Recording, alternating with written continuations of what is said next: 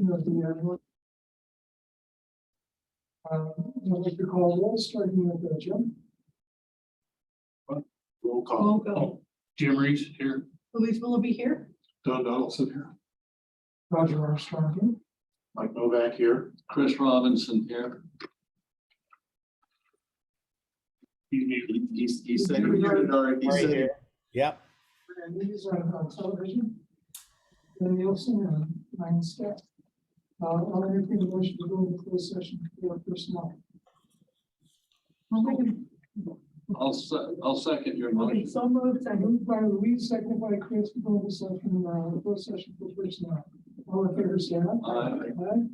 Roll call. Do we need a roll call? We need a roll call. You need a roll call vote to go to. Chris Robinson, aye. Jim Reese, aye. Aye. Roger Armstrong, aye. All right, Yes. say your name and. Aye. All right. Are we going in another room? Yes. How old are you, Don? 60, turned 61 in a month.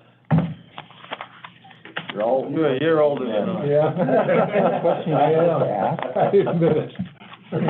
HR people. We're not in HR, this is among friends.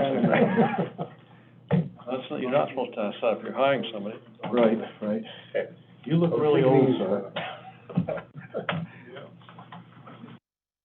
Already back on. Yeah. We never did connect. Oh, no? Before you did? Oh. Dad's 84, your uncle's 95, your aunt's 94, you pretty much You have to hold on for a while. your queen is. Well, the Queen made it to what, 96 today or yesterday? All right, folks, 70 years. so we're back in our first item in work session, the finance committee report. I know that, Mike and Jen and Matt Levitt and various of us have been having a number of discussions, trying to get our arms around the economics of the Fire Department. I think we've got this hat tied down so that at least we are able to tell you a story and put up some numbers so we can see where we are. And later in the meeting, we'll get to a discussion of kind of the historic tax situation here. We're going to have a pretty honest discussion about where we are in terms of revenue, what we need in terms of revenue, and what it's going to take to get there and what the alternatives are. So as a precursor to that, Mike, can you report out where we are on the... Okay. Tyler? Oh, I'm sorry, I forgot the Pledge of Allegiance. Yeah, we do. Find a flag, Tyler. I gotta put it. My apologies. There's one that way someplace. I pledge allegiance to the flag of the United States of America and to the republic for which it stands, one nation, under God, indivisible, with liberty and justice for all. Thank you. Now, Mike. Finance Committee notes. So some of you have seen what I'm gonna show you a few times, because we had a Finance Committee meeting, and then I think all the members of the Finance Committee were on the call with Ferrari, so we kind of went through stuff again. And some of you haven't seen it at all for a while. The Ferrari? Wilkinson Ferrari. Their company is gonna help us with the PR and scheduling and. Just with the messaging to make sure we engage as many people as we can. Okay, I just met him on the phone the other day. So the Finance Committee notes, I put those together just as a backdrop for the committee to say, this is how we want to frame the models. Roger kicked us off. He sent me an email with the background information and thoughts that are there.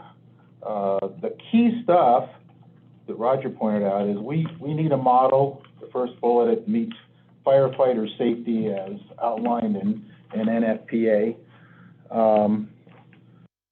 The firefighters are going to be cross-trained and certified as the chief feels necessary, and some going to be EMS qualified. We're going to meet staffing standards. We're doing some labor surveys behind the scenes that we're going to bring out later. And then we're going to look at different growth projections for 5 and 10 years. Right now, we're in, what Roger has christened the stabilization phase, so we just gotta get folks in the stations and everything stabilized. As Roger said, a separate calculation for adding EMS.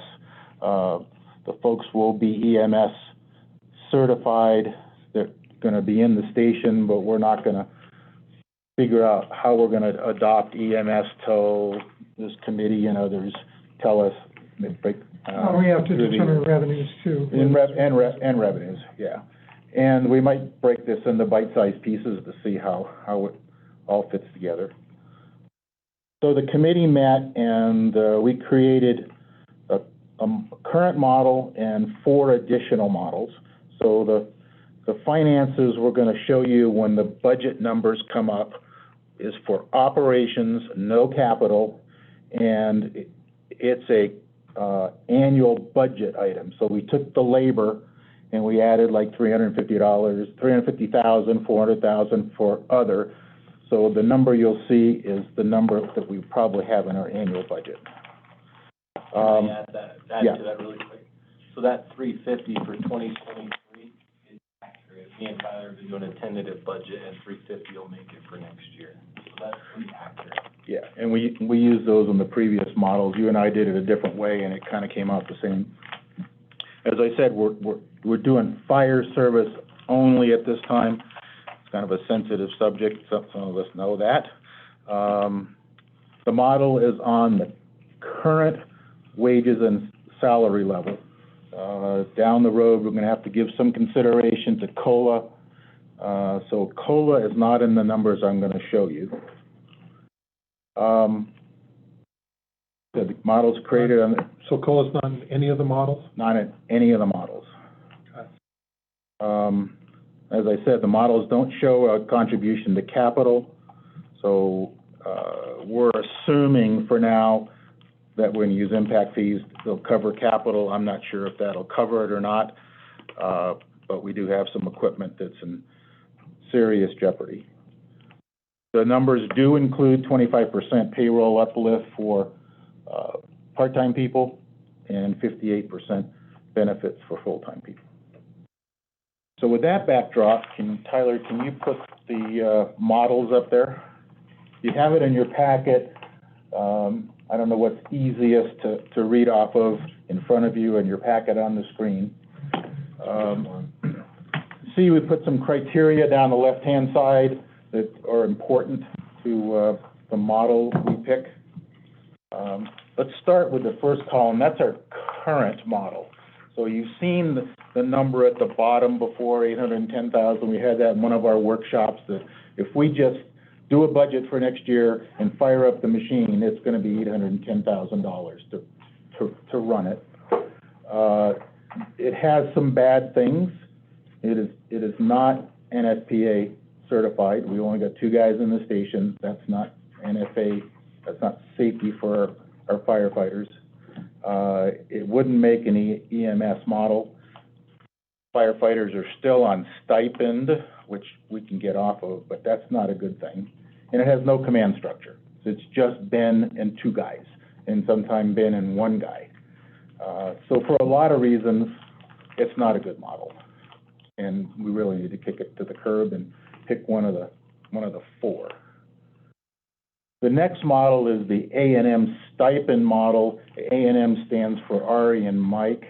About 3 weeks ago, using Ari's heat maps, we discovered that Wanship is kind of the center of growth in our fire district. So we said, why don't we put a model together with people in Coville and people in Wanship? So with 6 firefighters in position, yes, we are now meeting NFPA standards. You might want to tell them why 6 is such a magic number. Yeah, no problem. So in 17 NFPA, there's a couple of different standards. They're all consensus standards, but basically 1710 and 1720 are for volunteer departments and full-time departments. And for a rural area, and my list says here, which classifies as less than 500 people per square mile, the minimum, and I want to emphasize, minimum staffing level required is 6 people. So that's what we're basing it off of with that standard, and then Ari's data information that we found.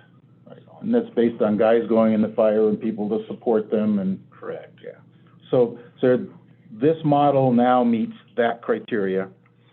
The firefighter pay criteria, we were gonna throw this model out because we're still on stipend, but I believe, when the personnel committee gets it's personnel policies we have to get in place, Ryan, and Yeah. as soon as we get that, then we can get rid of this stipend thing and start hiring. So we can pick this model if we want to. So it's no longer a stipend prevents us from using it.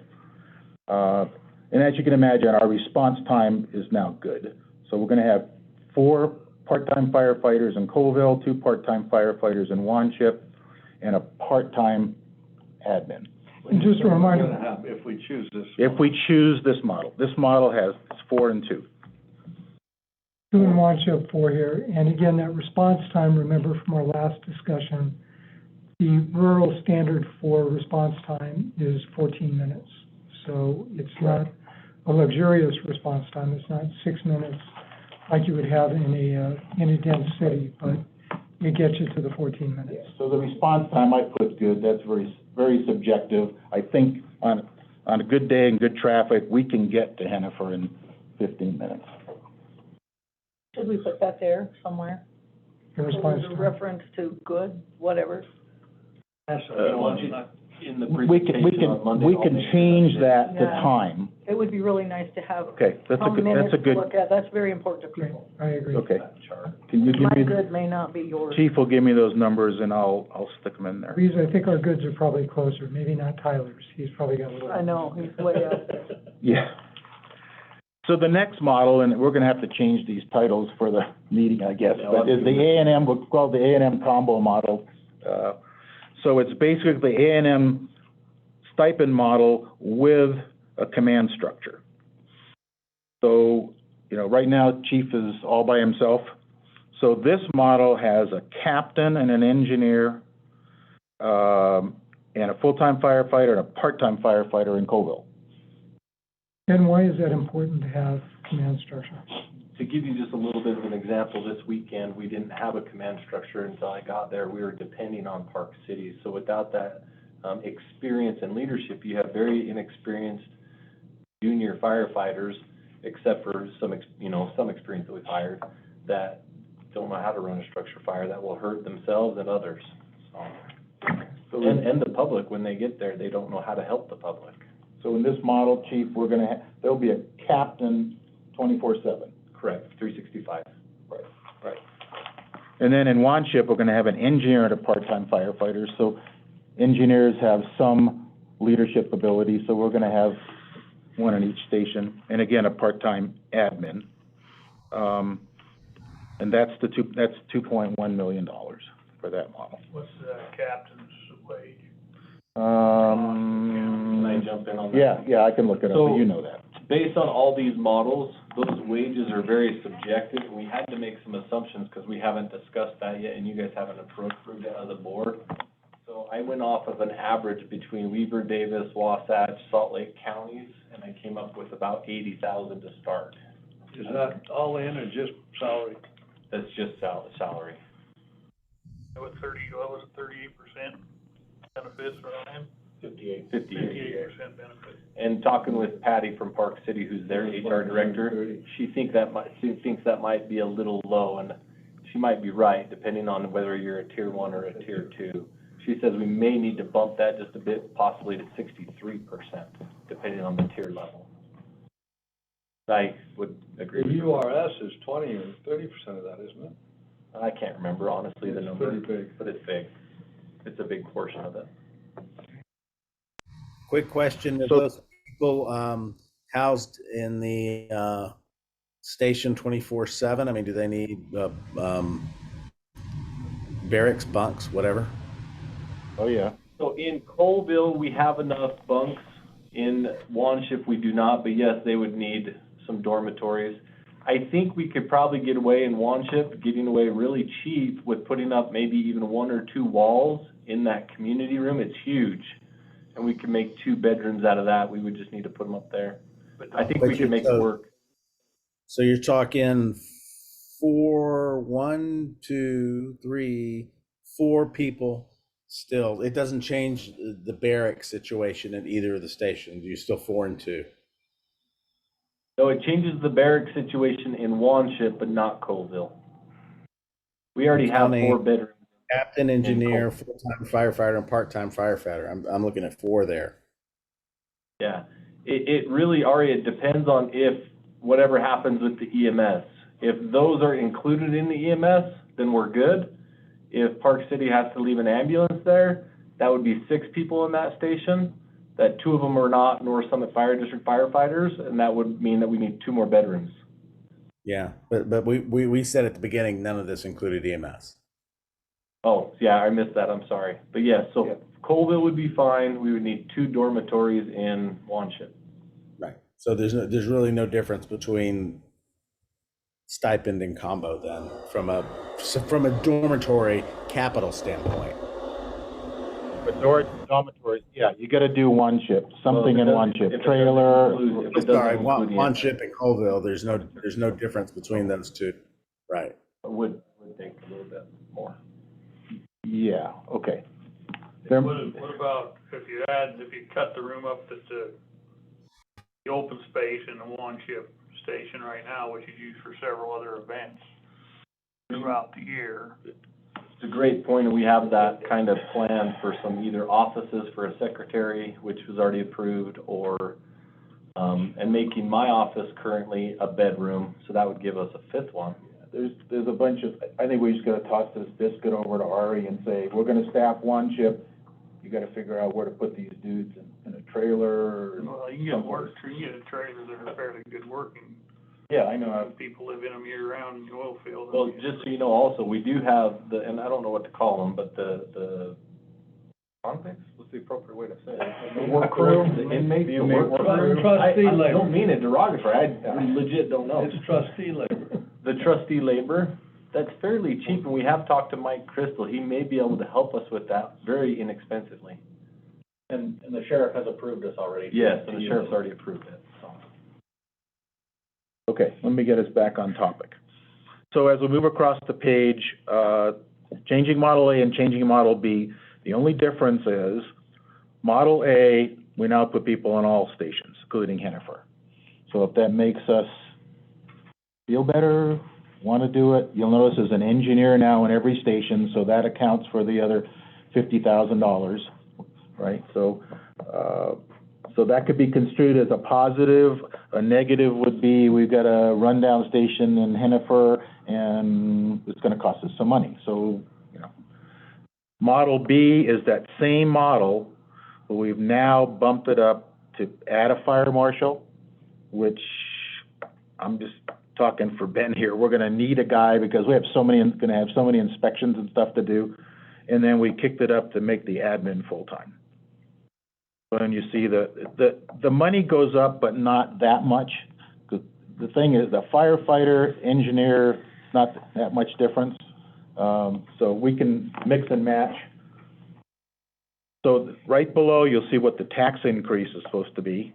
When do we see the bottom line, that bottom row? I've tried to put that in about several times, and I've had meetings with Matt, and I've looked at his thing, and I was talking to Ben earlier about how do we present this to the public? That's the way I would like to see it. So if I'm Joe Schmo in the audience, what's it gonna cost me? Well, we're gonna see some of that Right. later. We're gonna see some gross But how to numbers do on that, I haven't put it in I- because I think that's a math You discussion. know the way I like to do it, I know we always talk about the median home, or the average home, I don't know if it's median or average, but I like per 100,000 of taxable value, because that's real simple. Then if you know that your home's valued at 500,000, you take 5 times it. If it's $1 million, you I take agree. 10. I couldn't get it off of And then- his sheet then- onto there.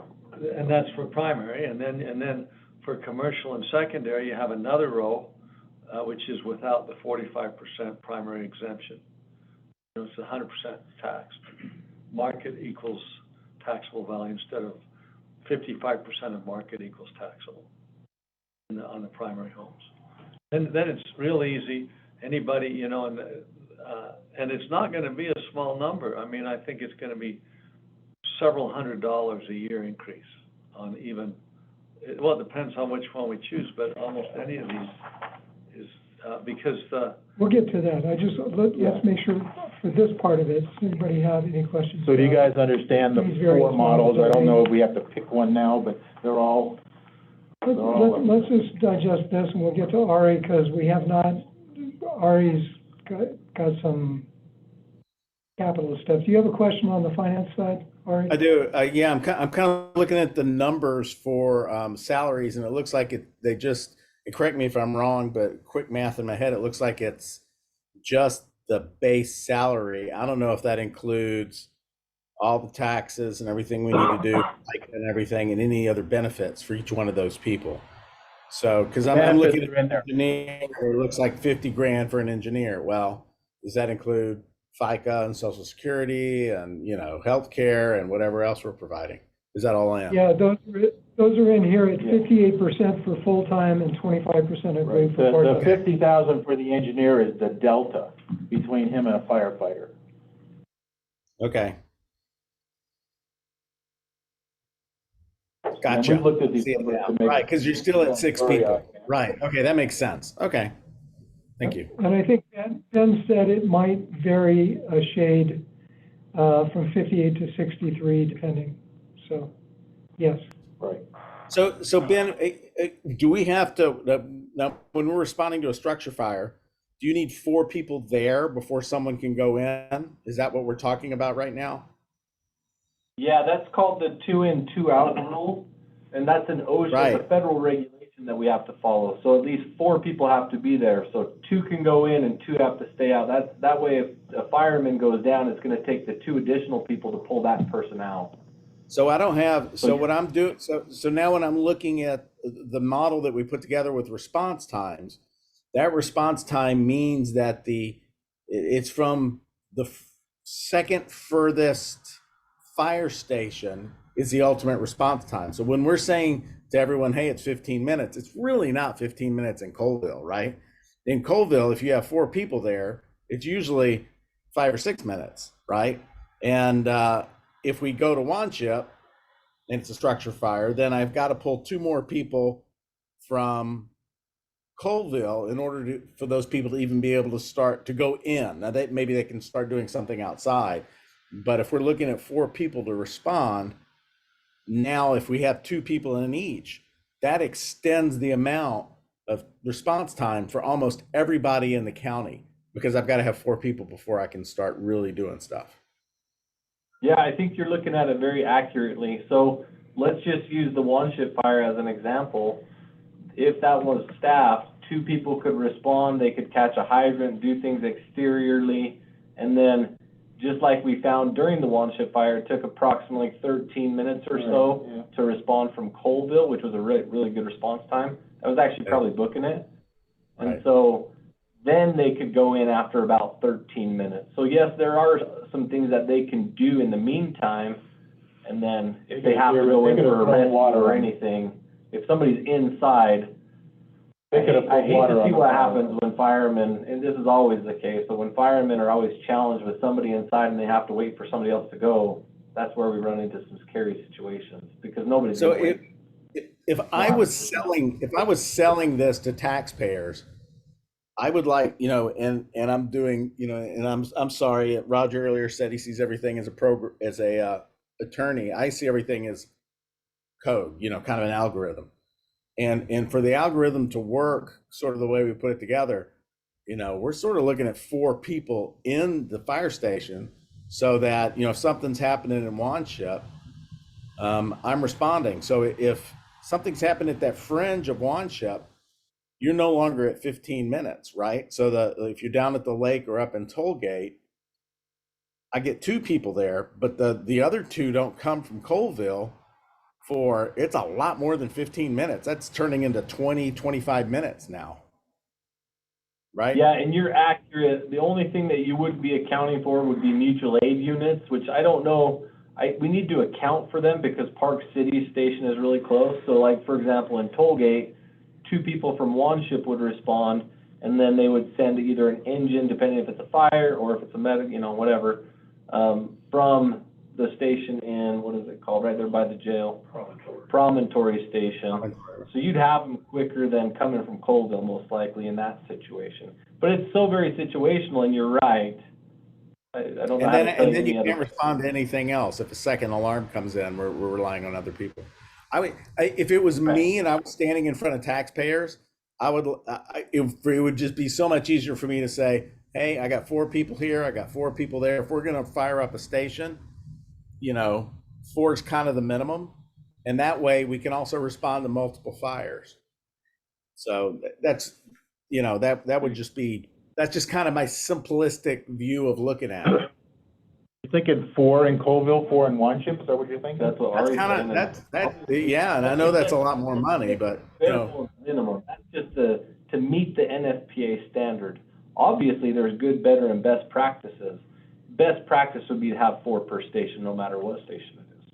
And then, It might you're change getting, then you got 15-minute response time everywhere. Soon as you put 2 in Wanship, you have to meet that standard. You've got to spin up people from a different station. You're not going to be there in 15 minutes with crew that can attack a structure fire. You know, they have to wait for the other people to get there. Want to change that response time to like engine on site? We can look at that. Depends if you want to the meet engine's standard. gonna be there, the chief knows how to handle the personnel, but there'll be a guy there hooking up water and, Well, the captain's gonna be 10 handling the minutes. personnel. I'm 30 minutes out. right. You know what I mean? That's the best scenario. I love having a command structure because it doesn't rely on the chief all the time. That I like. Yeah. I like that a I lot. think- But I am concerned with staffing up any station with just 2 firefighters if we're trying to meet the standards and meet those response times. I think 2.3, but if that jumps up to, if you're, give you another 50% on that, that could be another 1.5, that'd put in about 3.5 million. Where are you getting this, Jim? I'm sorry. Well, I'm missing- if he's talking, see, Ari said he wants 4 full-time here and then Wanship. Oh. So that jumps up to 8, that's a lot more numbers. That is a lot more. But Ari, I think if we table this whole thing as a stabilization phase, we do any of these models, we're stable. We can Yeah, go I to the agree. next level, right, of something. Some We want to stable. stabilize the district, and I think any of those models will be stable. Perfect? No. But before I went to Maybe- changing model A or B, I would like to see something that says 4 in each station. That, to me, that would be the next level up. So in other words, I love seeing current, I love seeing the stipend, I love seeing the combo, but the next step before you start spinning up Hennifer, if we want to respond in that 14, 15-minute stage to everything, I would rather see Wanship have 4 people in it. And then add. That's what I would like to see. We can do that model Then tonight, you so what do you want to then you do? can go to the taxpayers and say, which one do you want to do? We'll change the AM, you want to change A and M combo to put 2 more firefighters in one ship. You can make them No, part-time. I'm saying add before changing model A, add something where you're doing 4 and 4. Yeah, so each station would have a captain, a full-time firefighter, full-time engineer, and a part-time fireman. I think is what 2 he's saying. captains is gonna be, Well, I agree, I'm just saying, he likes the command structure, is what he said. I do, Yeah, but one- I also like having 4 at each station. I just think that's, I think it's the A and M combo with adding 2 more bodies in one ship, is what he's saying. You come up with If that. all number. bodies were equal, I would say I agree, but they're not. The Then add- captain versus a part-time fireman is drastically different. Would add a full-time fire and a part-time fire guy to that total. It's not gonna change it that much. Oh, no, it would. Let me, look at it from another direction. I don't know that we need to debate all this tonight. I think our purpose is to have alternative to this blade at the open houses and to get public input. So, But what I do think is somewhat important is, bringing in about $510,000 with the current tax. I don't know where that number comes from, if that's no truth in taxation with this year's certified rate. Is that what that is? This year's certified rate is 463. 463. Yeah, that's what we've been bringing, we've been putting 500 in the budget, we never got there. 463, so you look at any one of these, you can go with A&M stipend, and you're, having to increase by $1.3 million, which at 463 is over 3 times, right? 300, that'd be a 3 times increase. And then if you want to go to any of the other 3 columns, it's about 4 times. Simple math, 3 to 4 times increase. So then the question is, what do you guys think about it that live here, about going into a truth in taxation? It's easy for me to propose it, or I'm not paying it. Before we think, again, I want Maybe that's to not hold a that good spot. discussion, because we're gonna get there, and I want to get capital first. But I do want to, maybe you can pull this number. I just looked at Park City's budget for 2022, and these numbers are less than 10% of what Park City spends. Oh, yeah. Park City's budget is $22 million. Oh my God, I thought it was like 10. No, it's No, it's- $22 million a year, and that doesn't, I'm not sure that even covers EMS. But their tax rate The Their tax rate is certified much rate's higher, higher. and it's a much is larger it's a population. much lower tax But do rate, we much- have comps with some of the other fire departments? You said there were 2 fire departments when you and I last spoke that we compared with favorably in terms of Yeah, we need to have, population, all that. we need to have those numbers for the meeting, Well, somebody's gonna, the two that I was thinking of more as were comparative in size per station of needs and firefighter needs. But, for example, in Davis County compared to Summit County, they're gonna be, their certified value is gonna be huge. And bigger tax base. Yeah, exactly. So, in regard to firefighters and the need for stations and staffing, yes, they're comparable, but in the other regard, they're not. Just, would you still like me to look those two up? I'd just like, I'd like to, if you can find a couple of other jurisdictions that are close to the demands that we have here, population size and the volume of territory to cover. And assuming 2 stations are manned to some degree, what are other communities spending for their fire service? I assume some will be more, some will be less. I guess I got a question is, we're going, well, I'm from Hannaford, and yet, so now we went from 1 firefighter in Hannaford to 4 in Colville to 2 in one ship. Now we're gonna go 4 in Colville and 4 in one ship. So from the Hannaford's point of view, is it's all going south. Well, we're north, so, I don't like to see everything moving rather than 2, 4, and 4, and 0. So I'm kind of feeling like, well, we're just a bit left out, and I know why it's going that way. We all know why it's going that way. How long is response time from here to Hannaford? Is it excessive? well, the heat map says 15 minutes, so. Yeah.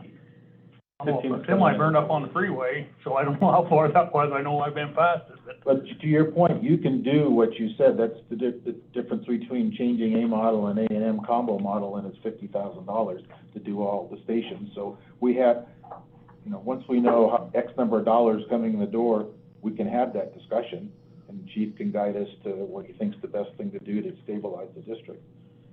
But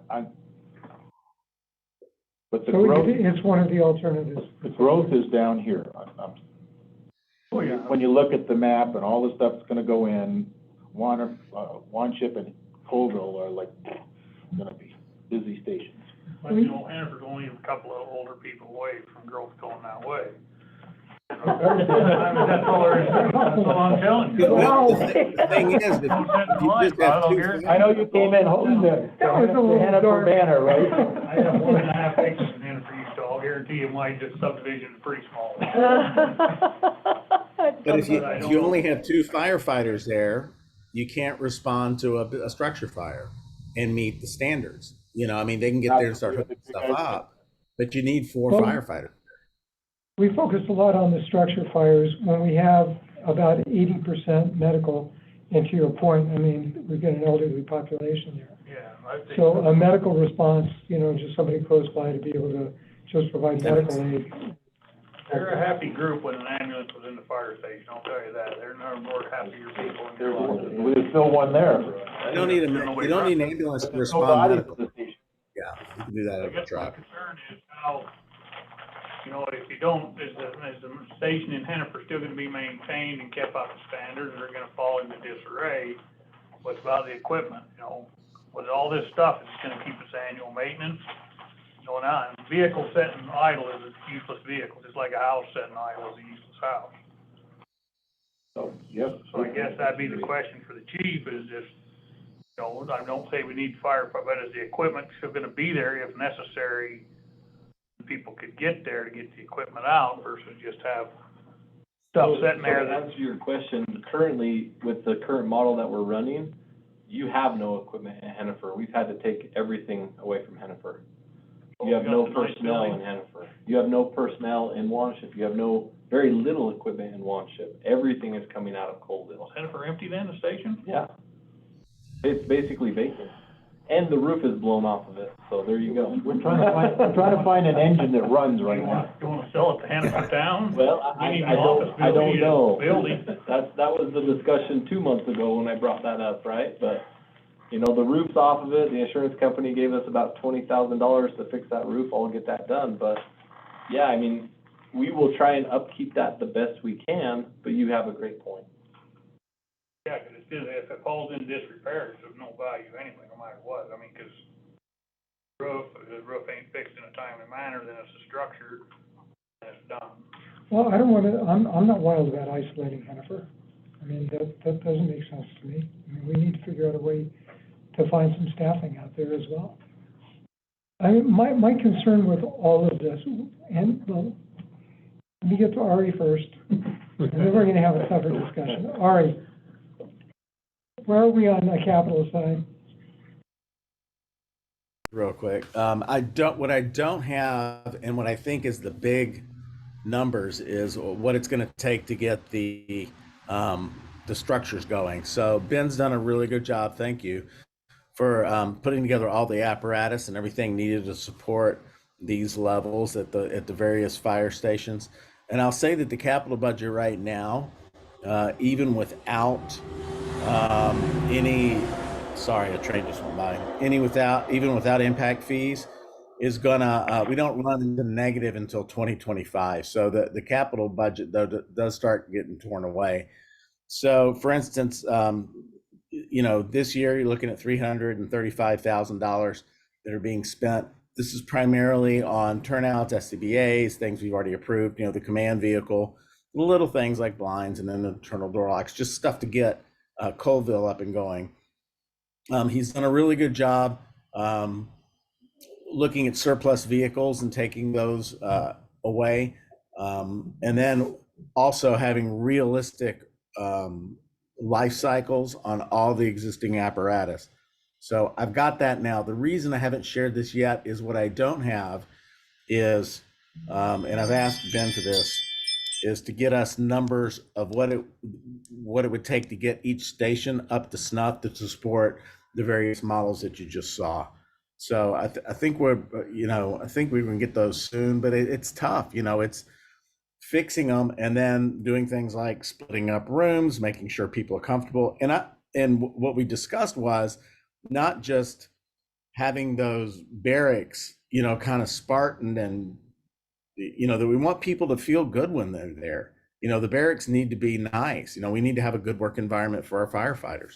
So when they're away from home and they're away from their families, they don't feel like they're in, you know, something that's, I mean, we don't need the Taj Mahal, you know, but they need to feel comfortable. So that's what I'm waiting on now. So right now you're looking at 355, 600s being spent this year. He's estimating 270 next year, and this is just equipment, right? And then $500,000 the year after that, and then 600,000 the year after that. Virtually none of that is for fire station maintenance, repair, or to support the additional staff in each one of those stations. Where does that money come from, those numbers you just gave? Do we have, It was on this, I think he's reading off of this. we have Yes. the money? Do we have? You've got a carry forward balance. We entered this year with $856,000. So at the end of the year, you'll be down to 520. This is the capital you have, and then the following year you're looking at 400,000, and then only 35,000. So if we don't get those impact fees or some sort of tax going, we're going to be dead in the water. Honestly, I think at the end of 2023, if we want to upgrade these fire stations, I don't think we're going to get through 2023 because 2024 only shows a balance of 35,000. I think we're going to spend more than that getting the fire stations up to speed.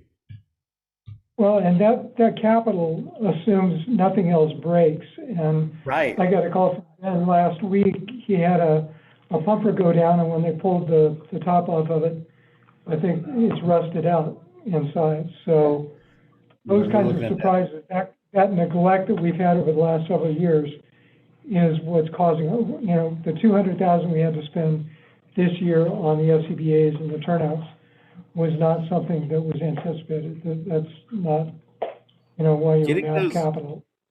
Getting those impact fees going quickly is, I think, is just as much a priority as, getting the tax increase going. But that's moving as fast as humanly possible, right? It is. No, Yeah. Yeah, Zion's So, Bank is what. Ari, I don't know if Chief shared with you, but he and I were discussing they're still in that. the possibility of not buying all new stuff Someone we need to call. that, if we go out and buy a 5-year-old engine from somebody and we get 3 5-year-old engines for half the price, $350 instead of $800, that's significantly better. So when we do this thing again for real, we might want to do that if the chief agrees. that's true, but then life cycle's We were cut by saying 5 years, so. If you're doing this sheet and you're gonna buy 3 $800,000 engines, we could buy 3 $350,000 engines Yeah. that are only 5 years old, but significantly better than we have, and then wait till we get the next cycle. And it depends if those are available. Because right now, we got 1 running engine in 3 stations, right? So that's a whole problem. 1.5, yeah. Yeah, 1.5. Well, the problem, we've also got those supply chain problems, and I can tell you on the transit side, we just had to grab 5 cutaway buses, simply because they became available. You can't get them. Getting buses right now are delayed a year, 18 months. So getting fire engines is So gonna we be the made same. their fire You're not, engines. used ones aren't gonna be available if the department's replacing the used ones, can't get the new ones, and it just clogs up the whole operation. Yeah. Are there any grants like there are for transit to buy apparatus? Federal grants, Yeah, especially. we're outside of that cycle. We're starting a new cycle, grant cycle here shortly, but, we'll be putting in for those. I know when High Valley Transit, at most, I think we pay for 20% of our rolling stock. And they're not cheap. I mean, they're like buying one of these fire engines. They might be $500,000, $600,000-700,000. And we pay 20%, and the feds pay the other 80. That's FTA, that's. I know, but is there It's something different like on that, or is it just up to the local governments to fund themselves? No, there are grants out there for apparatus and all kinds of stuff. I think what we ought to do is make, like you guys said, and this is what we did at High Valley Transit, we've got a collection of serviceable old junk. That's sort of polite, I think. No, I mean, not talking High Valley Transit. I mean, we inherited some old buses from Park City. They're supposed to have a 12-year life. We've got a handful of them that are out of service right now. I understand, but we muddle along, and we got 8 new Gilligs coming, all electric, that we got a grant for, and they'll be here in March. But in the meantime, we're just kinda, we have quite a few we have some spare parts. Yeah, and we'll be putting together the engines the best we can. So the last bid I had on this engine that's currently down that I showed the pictures of, that one was estimated at 13,000, but that was before they opened up the pump and found what they found. So I'm just waiting on after tonight, we'll make this approval later, but, to move forward with looking into that, and then they'll give me an updated bid on what that looks like, so. It's just a bolt-on tank that goes back on. No, it's a centrifuge, yeah. And there's pump packing and all kinds of stuff that goes with it. Okay. You're an expensive guy. I'm telling you, honestly. It's all my fault over the last few Ron, do you years. have any thoughts about the capital side? None on the capital. I'm waiting till we get into what we're gonna do on Monday, so. Anybody else have any I questions? just want to fill up, we go, like, I'm gonna hit that 4 again. If we do get the 4 in Colville, 4 in Wanchip, say hypothetically, then is that gonna pacify Tollgate for some time before they get their fire station? You know, so Ben and I don't have mean been talking about, happy, I mean, yeah, here's the problem with Tollgate. You know, during the summer, you can respond to most of the medical problems and meet that 14 to 15 minute limit. But, you know, we can't get a truck up there, one of the big trucks. It's just the road, it's too steep, and they do not maintain the roads in the winter.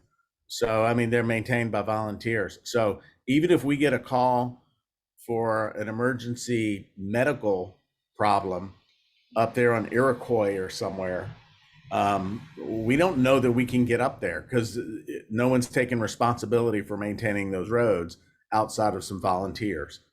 So, you know, maybe this body wants to put some standards together and say, yeah, we can make it in 15 minutes if, you know, the roads are maintained, you know, if we can get there. So So they let me add to that. Can I add to that, Ari? So yesterday we Yeah. had a call in Tollgate. It was a propane tank that was off gassing. So an engine actually went up there and it overheated on the way up. It almost Yeah. didn't make it. And so, Was it pulling? but it back took that about next 30 to later? 35 minutes to get there. So, Do you have yeah, water in the engine too? that did have water, but we need water because there's no Gotta water have in water, Tollgate. yeah. Yeah. Even though there's See what fire you were hydrant. saying, Chris? I asked whether it was pulling a backhoe. No, but it was pulling about a 500 gallon tank, so. I hear they're prone to overheat and catch fire. Yeah, it was really close. We only almost had our last engine overheat, so. Yeah, and so, you know, that road is so steep, you know, both of the roads to get up there, that typically, trucks that big just don't make it, so. So That's a tough let's, situation.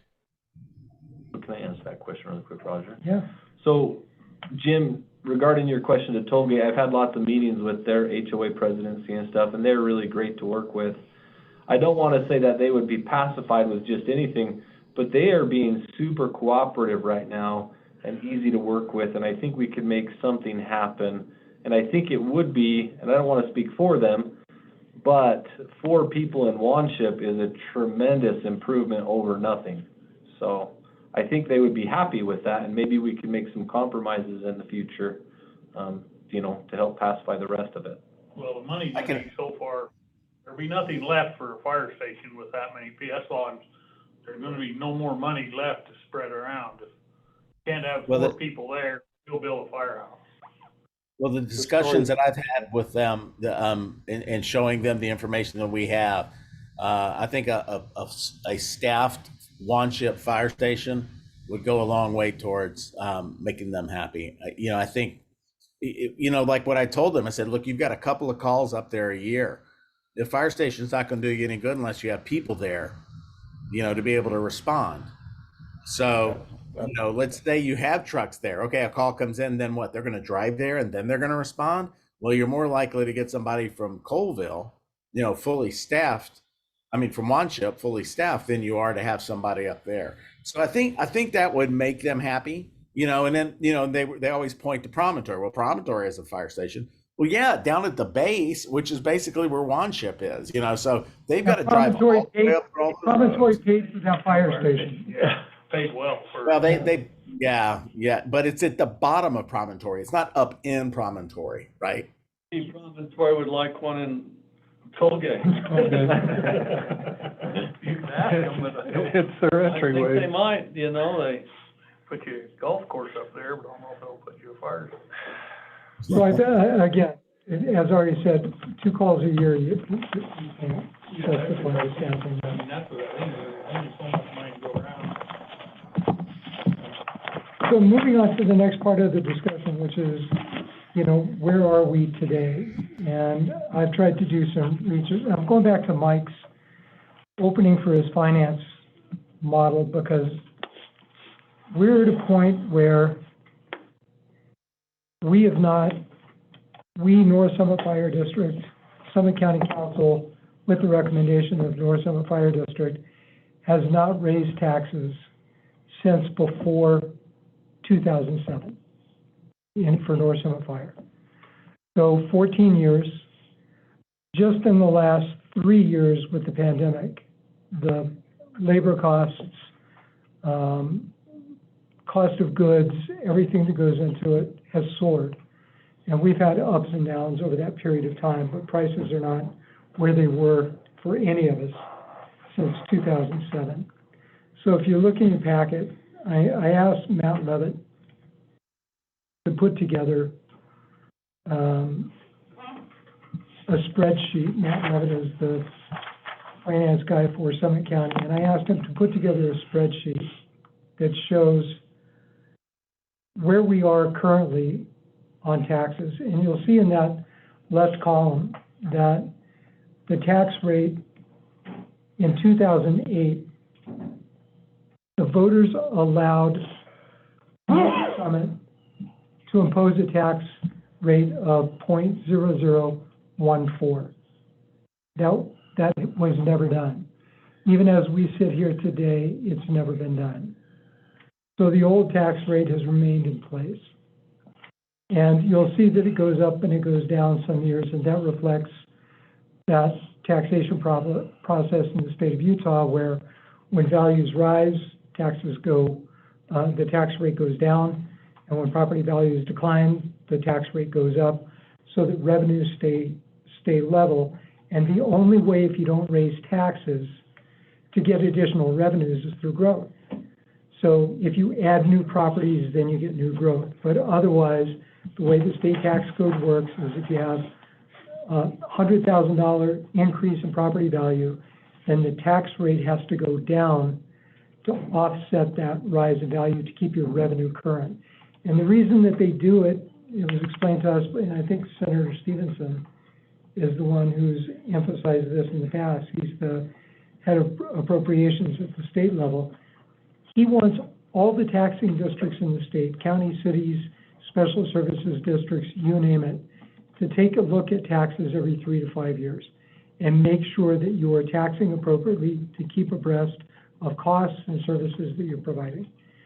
If you don't do that, if you allow 14 years to go by, which has happened at least, maybe 16 years, since it was never raised from the prior rate, when you allow that amount of time to go by, you fall way behind the cost curve. And the revenues from the existing taxes are not even close to keeping up. And if you look at that, again, under the current, in 2008, you can see that the revenue was 254, and it's kind of stayed the same. The only way it has gone up, has risen in that period of time, is through growth. So where you see the revenues rising, they've simply added properties as a matter of growth. Somebody's built a new house, somebody's built a small development, and that's elevated the revenues. But we have done nothing to keep abreast of where we need to be. If you go to, and I want to pull up Matt's email to make sure I characterize this properly.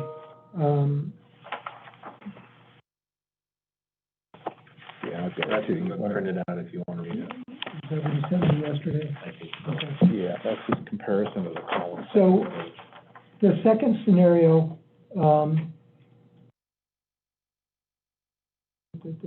that was Sunday. You sent me something yesterday. Hold on.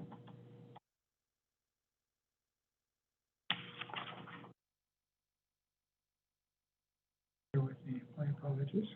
He said he could chime in if you needed him. I think he's at a event. Is Matt on? No, he said if there's a Zoom thing, he can. He didn't know when we were gonna need him. let's see if I can, try and figure my way through this. I think I'm relatively familiar, but the way he's organized the columns, I wanna make sure I get it. Here we go, okay. So the current table shows the tax rate a few years before the election in 2007. So in 2007, the voters said, you can take it up to .0014.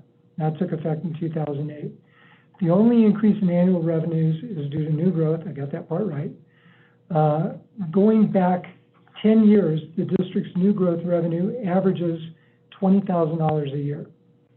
As a result, the impact on a primary homeowner should the district opt for, we'll get to the raises. The middle table shows the impact if the district had adopted and had put into force the .0014 that was approved. I think It that, also assumes, I think that middle chart caps it at 1,400. So if, you know, you wanted to keep the revenue right and the state allows you to adjust the rate based on what, you know, the house value is, that middle revenue says, okay, anytime it would have hit over 1,400, if you look across, say, for instance, in 2011, you know, it goes to 1994. Well, you wouldn't be able to do that. So that's what that middle does. It keeps us compliant with the with what the voters allowed us to do. that's correct. So that, you know, by this year, we're up to, had that been imposed, we would be at 815,000 and in very, very different financial shape, almost double what we currently are just with that simple adjustment. And the .0014, again, should have been looked at, to Ari's point, you know, every 5 years, every 3 to 5 years, you're looking at the tax rate. Is it covering the costs? Do we have so much new growth that we need to consider personnel in Wanship, because now Tollgate is a community and not a cabin community. It's got people living up there full-time, which likely wasn't the case, or far fewer living up there full-time in 2007. So you've got changes in the district that happen, and without adjusting taxes to adjust for those differences in the new growth, that the new impacts of that growth, we're not keeping pace.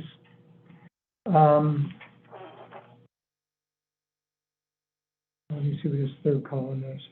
He's smarter than I am. The final scenario assumes that the district's rate floated above .0014 due to the recession. The years marked in red show that when the rate did exceed the voter approved rate, and that's an increase of about 76%. So the bottom line is, this is where we are, for better or worse. In the bottom left, I asked him just to get to, you know, Chris asked about going across the bottom on Mike's form where we get to 1.8 million, 2.1 million, et cetera. I asked him to show me what it would take to get to $2 million at the .0014 current rate that we can go up to. The impact is $900 on a property. Is that increased, or is that, you said 2 No, million, that's gonna be that's the impact. So if you look at the impact on, you look at the left column, the current column, the impact on that right column, that's the impact the average voter pays in their taxes today, under our current scenario. Define an average homeowner? Matt says it's $1.164 million, $1.165 million. Average or median? Market value. Average or median, though? I don't know. No, but we sometimes use both terms. This But that's where I like going with. This is based on the 100,000. Say what? I like going per 100,000 because then people can do a lot easier math. But the 2 million, is that what our budget's gonna be, or what the increase is? That's what the revenues would be, So a $1.5 million increase nominally. correct. Okay. So that's three So- times our current. The impact is, today, a taxpayer is paying $203 and has been, I mean, if you look at this, 100%, yeah. if you look at this, our taxpayers have been paying a very low rate for the last 14 or 15 or 16 years, based on need. The differential in terms of not covering costs has gotten greater as costs have risen. So at 203, it's arguably 50% of where it should be. At $400 is where it should be.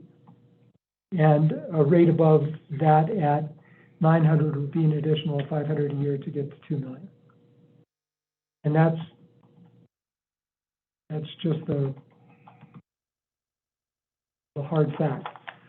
We have needs. We have to provide fire service. We would like to provide fire service that's safe for the firefighters, that enables firefighters to enter a building to fight a fire. OSHA standards say you have to have 4 to do that. We know that the volunteer system has not been working, and it's going to require a tax increase to get there. The story here, when you go in front of people is, had we done what the voters told us to do back in 2008, what they approved, you would be looking at at the $2 million level, only a 150% increase versus a 341% delta, on that. If the cap wasn't there, and we just maintained our revenues, you would only be looking at a 76% increase. So, I mean, you can't go back and undo what was done, but we've got a lot of catch up to do. And we're way underfunded. That's right. And if you look at that middle column, the not to exceed 0.0014, and you look at that, at the revenue, what's really interesting to me, look at the rate, actually. So in 2008, 0.0014 drops down to 1260, goes up to 13, back up to 14, and then steady declines all the way down to a current rate of 0.0056. And that's because of the growth in values. There was a piece of data that Matt threw out that I don't totally understand, that 2 million was the max we could ask for. And he did the calculation backwards and said, that's the most we can ask for. And I don't really know how that fits into this. That might be based on your max rate of the 0.00104. It is. Yeah. Okay, so we don't change that number. We can't change that number unless we send it to the voters for a vote. Which we're doing. No, we're not. No, we're not. We're capped at the 0.0014. We're not going to So the to- voters, we're having a truth in taxation hearing, but we're not on a ballot. Oh, They I would see. take a ballot measure to adjust that double up And 1/4. to do that, you'd probably have only another week or 2 to get that done. Yeah, I don't we're not- think we're- that's and- feasible this year, So 2 million is the most. max. Okay. So- That includes the Increase. No, that includes the 463,000 we're now collecting. That's Take what I, double out 1/4 times whatever our base is, we went right up to that, it's total of 2 million. I thought he said we could, max addition, we could get us 2 million. No. No, that's it. No, if you look at the, based on where we are today in the values, 2 million is at 0.001406. Which is not too far off from what we need. Roger, So we get So I do have a question. Yeah, so now we can go to 0.0014, or are we stuck at 0.00056? No, we can raise it. The voters authorized in 2007 to go to 0.0014. It's never been done. We have to So tell having them that not we're done it, doing we're it. actually ahead of the game. Yeah, okay, good. All right. We have to tell them that we're doing it, but that is So available. that was on the ballot in '07, or, Correct. Wow. So had we done it back then, we wouldn't be able to raise it as much now. 0.00056 would be where we were at, and we would have to go to the voters to go beyond that. But now we can bump it up. Well, yeah, because the 0.0014 has just adjusted downward over time. Right. Okay, that makes sense. Got it. Thank you. And, again, if in 2008 it had been put up to that rate, and then in 2012 it had been examined and adjusted for additional revenue that may have been necessary. And the problem is, when I got on council in 2013, I actually really wanted to be on the North Summit Fire Board, or at least the Summit County Council's liaison to the North Summit Fire Board. And I went to probably 3 meetings before the county attorney told me I wasn't allowed to do that, because they don't allow us to sit in on service district meetings. We can't liaise. So I was pulled off. So we would meet with, as we got to our budget season every year, we would meet with the board and the chief and say, how you doing? Is everything okay? And generally, we got back, yeah, we're doing fine. It's all good. And we would bless it, and they would come to us with their budget. We would stamp it and say, okay. And it may be, part of my memory is, I think Chief Smith took a lot of pride in maintaining things on his own. He liked to build brush trucks out of old ambulances. He liked to, work on engines himself. He liked to do a lot of the work himself. And I think he took pride in doing that. And, I guess we can ask as a board whether that's the right way to maintain equipment that's degrading, or do you keep a budget that's sufficient to do repairs as they're needed outside and to do that. So he was trying to be good to the citizens, and I think, the turnout codes and what we're seeing with the rust on the pumper, now, maybe that wasn't the best way to approach the maintenance. I think one way that probably help people, and help me probably also, is we just need a number that the people, so if they got a tax, if their house is valued at, say, $550,000, the taxes this year was this much.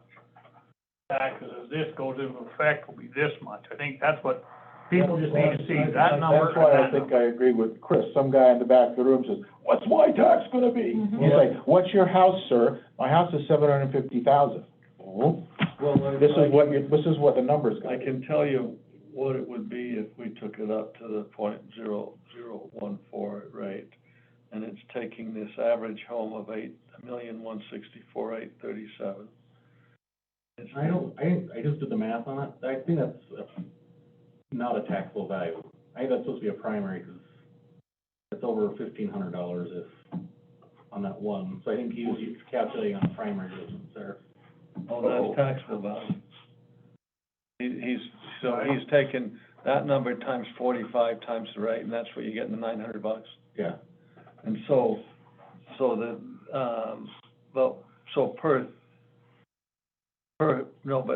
he's done it right, per 100,000 of taxable value, Yeah. or of market value, but per primary, there's a 45% discount. So,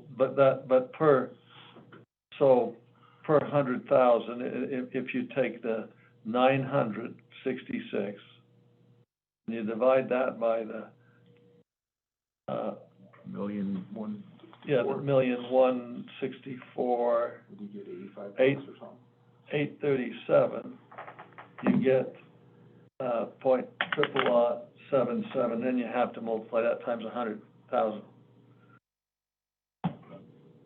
He starts doing math, and It's $77 per 100,000, of market value. Yeah. So if you have a $500,000 home, you take that times 5. Primary residence. Chris, can I jump in too? I did have a discussion with Michael Howard today, the county auditor, and by Monday, he will have that number for us. He was gonna base it off of an average house in Summit County. I will ask him to change that tomorrow to a per 100,000. He'll have that to us Yeah, by but you Monday. can back calculate it like Chris just did. can you text Matt and ask him if he can join us?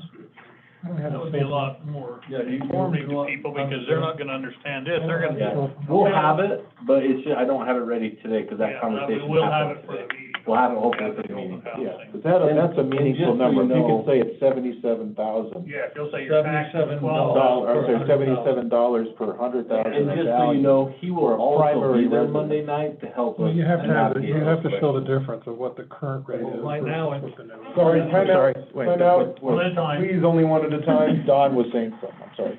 I was gonna say, to make that understandable. You're gonna say, today's rate is this. If it's $56, it's about 100,000, or if it's $48, It might be $20. it may be. Yes, that's correct. Because this is gonna And be. so they're gonna come down there and say, why are you doing, I think our message is really odd.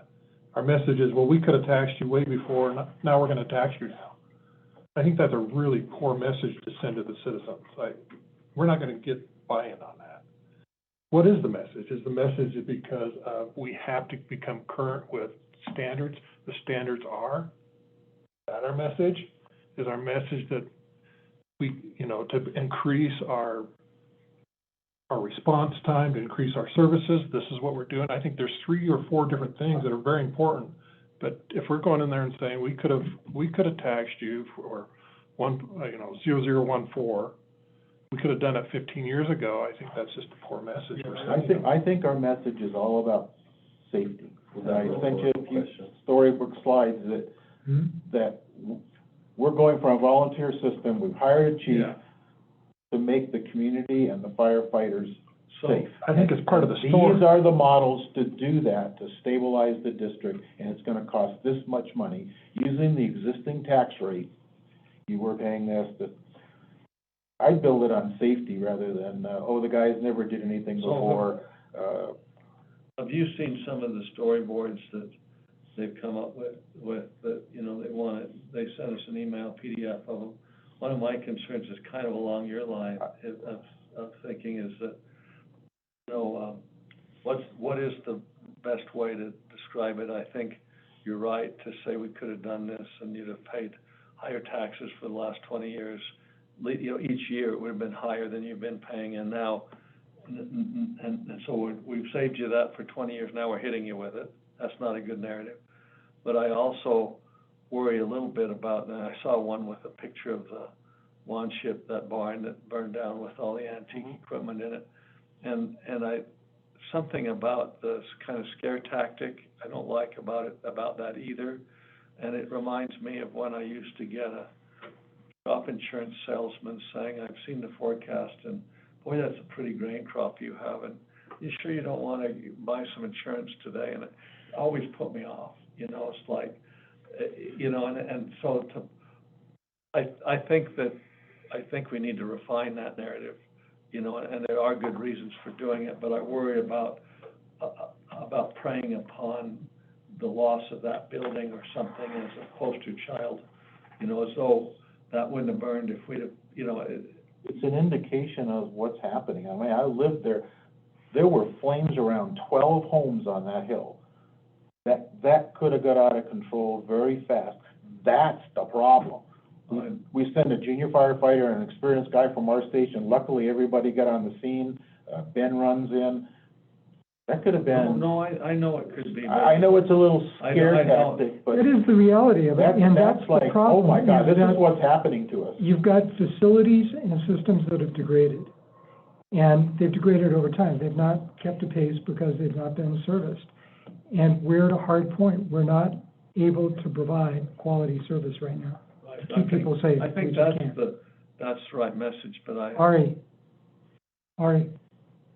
Just quickly, going back to the whole idea behind what people are paying, some of the narratives that I'm hearing from folks just sitting, at my house are, hey, look, I just got my property valuation. It's gone up so and so much more. You guys are getting more tax.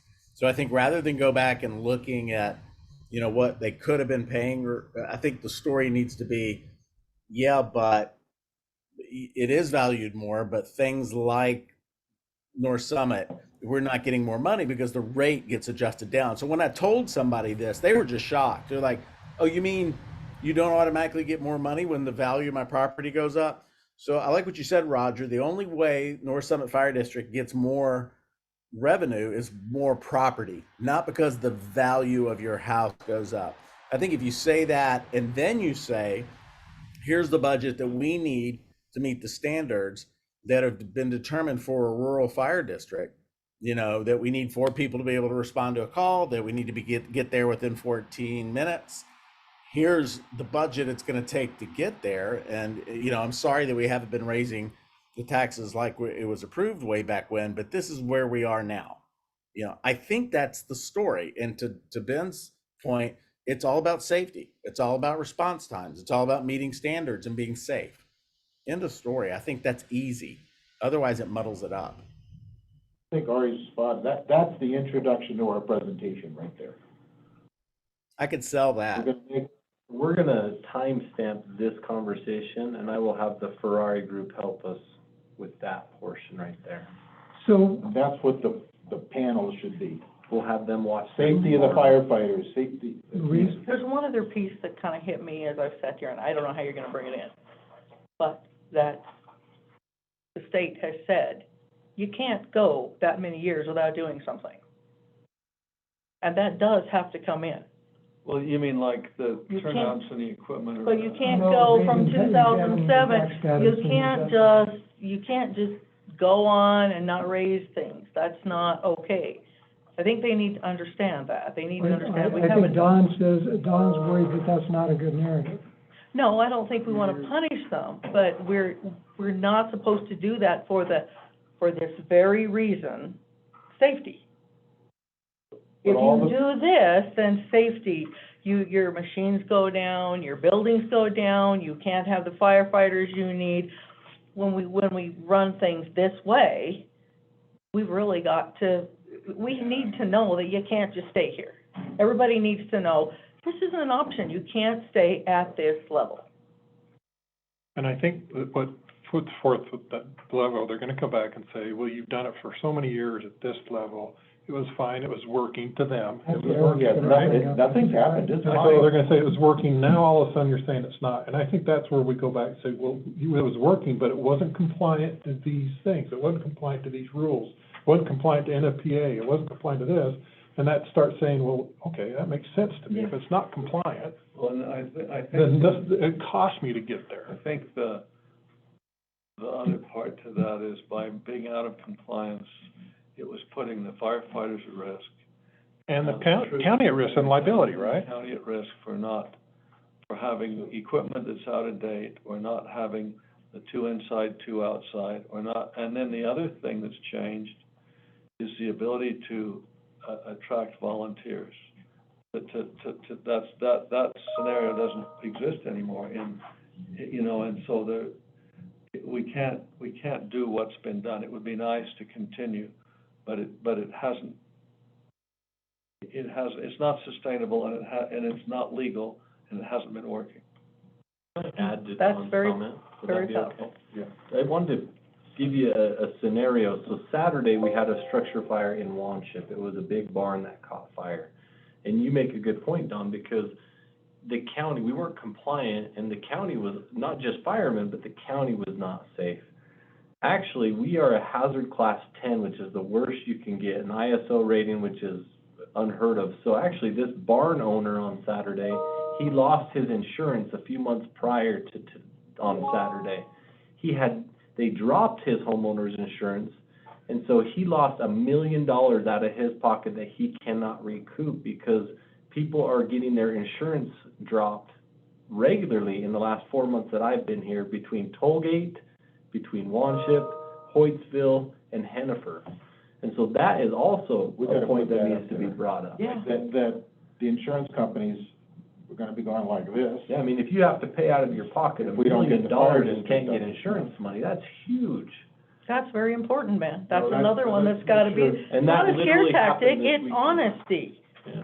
I mean, But it- we're yeah. throwing our previous board members sort of under the bus, but subtly, but I don't.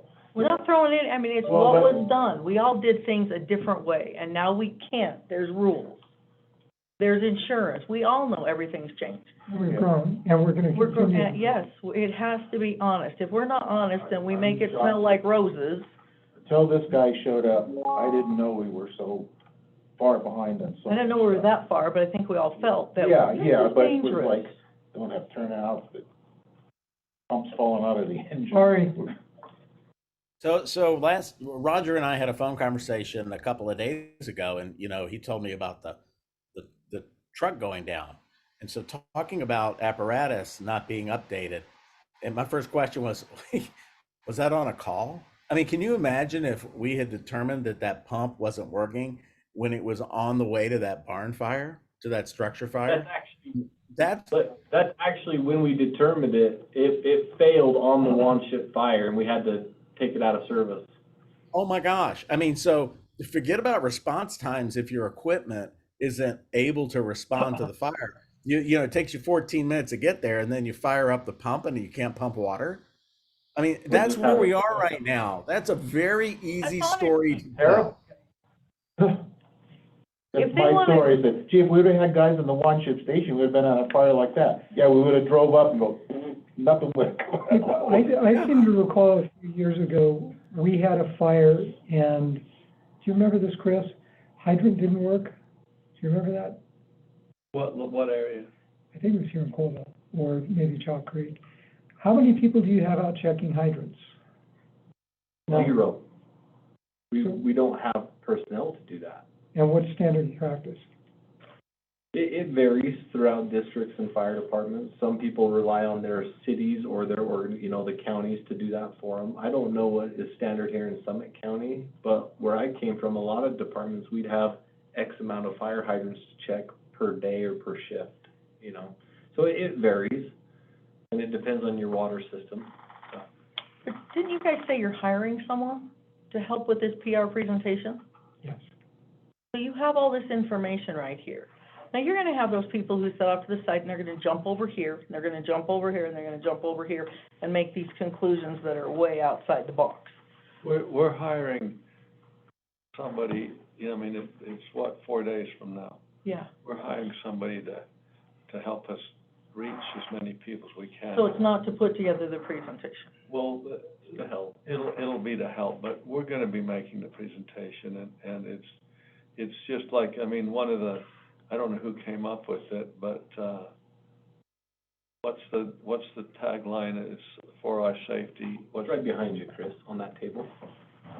Yeah, solutions for our safety, you know, I don't know, want these passed out? Sure. You know, and for our fire safety, you know, I mean, I think that's what we're talking about here. And I don't know who came up with that, but I like it. It might have been Derek Sidway's group. I'm not 100% I don't know either, but we're trying to get, and we're not gonna get a lot of help because time is short. I hope that we haven't crowded the time so much that by sending out a notice today that no one shows up in 4 days, they have another opportunity 2 days later, so 6 days, to show up and do it by Zoom as well. This one on Monday won't be by Zoom, it'll be all in person.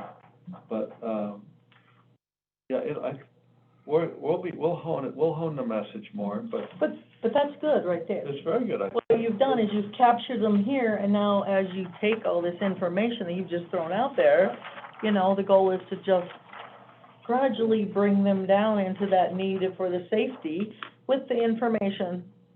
You know, it's the power of putting it together right. Yeah, and Derek Sidway's group did come up with this title and this whole thing, so he's done a lot of work. I read this, I'd wanna come to the meeting and go, Jim, is there a chance you can help us get the word out through the Hannaford City? Yeah, I told him, I was gonna ask Tyler, he did a lot better. Could we get this on the Hannaford town? Can I jump on that real quick? So today we had firemen go to Hennifer, Wanship, Colville, and spread this everywhere. So it's in the post office there, it's in the Fizz and. Prison trees. But I think you'd want it on their website, so we can put Oh, it gotcha. there. If We you on can their get it there website, too. we're concerned about what they asked. Can you get us some help with Colville? Get on the website, all I gotta do is get this to Robin even, and Robin put it, cause she's over the website kinda. Yeah, we talked about it Tuesday night, and everybody's pretty, I just couldn't pull up my email to show the dates for some reason. You know, one thing that we did when we were looking at our transit and transportation sales taxes is we went to each of the city councils. And I don't know that we have time to do that or we wanna do that, but that was a great opportunity, I thought. Well, I think the county can, so, and this is for you. My understanding is we have to make a recommendation to the county council by October 1. So, it's gonna be before, most likely.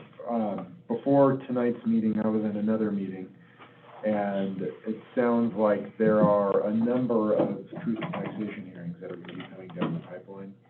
And as a way to juggle that, because the council can only hear 2 per session. As a way to juggle that, it looks like we will probably now be in front of the council for the first public meeting on September 28th.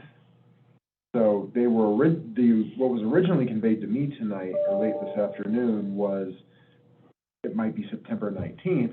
I said, I don't think that's gonna work, because that's when this group board was going to meet to discuss all the input received from the open houses.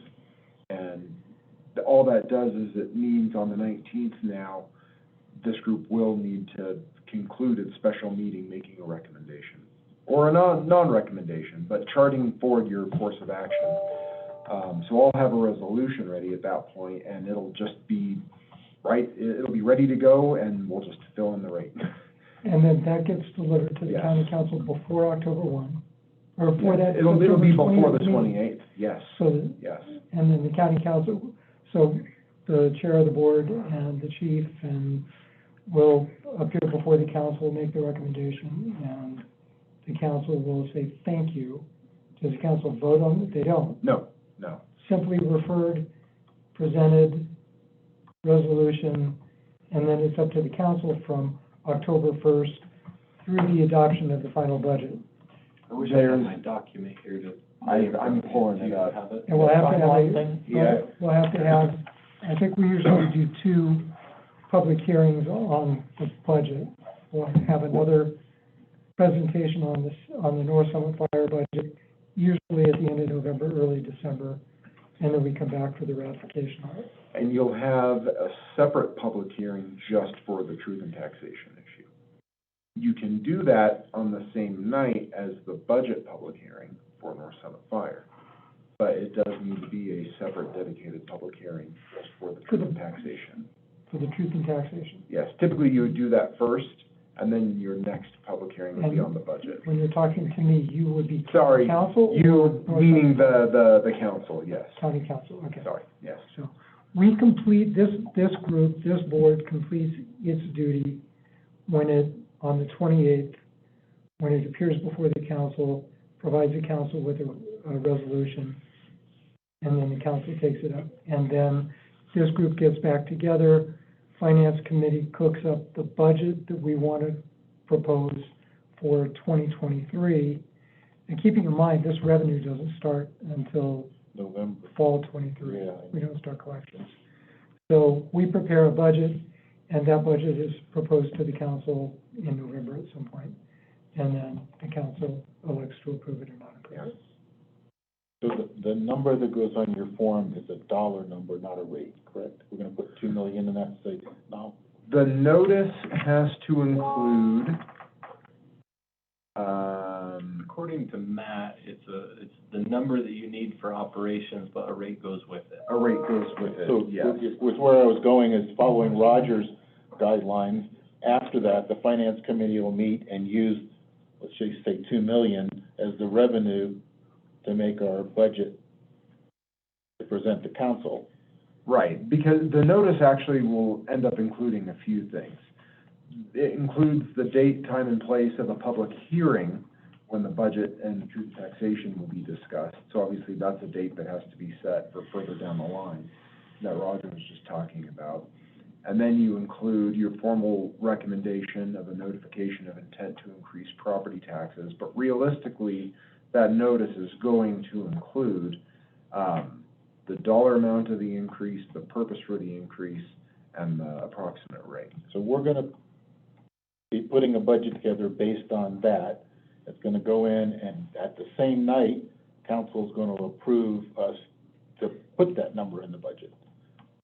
Well, you're talking about the same night, They're, at the end of the. they're gonna ratify, or whatever the right thing is, Yeah. that North Summit can use that tax rate. It'll be the public hearing for truth and taxation, and then there will be a vote by the council on what to do with the rate request.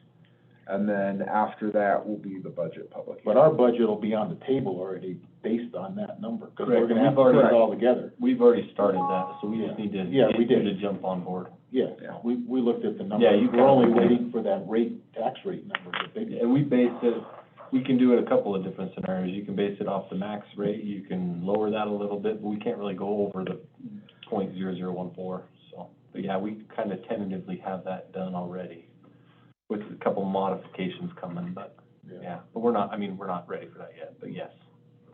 Roger, Yes, sir. can I show something to answer his question about people knowing what their tax rate will be?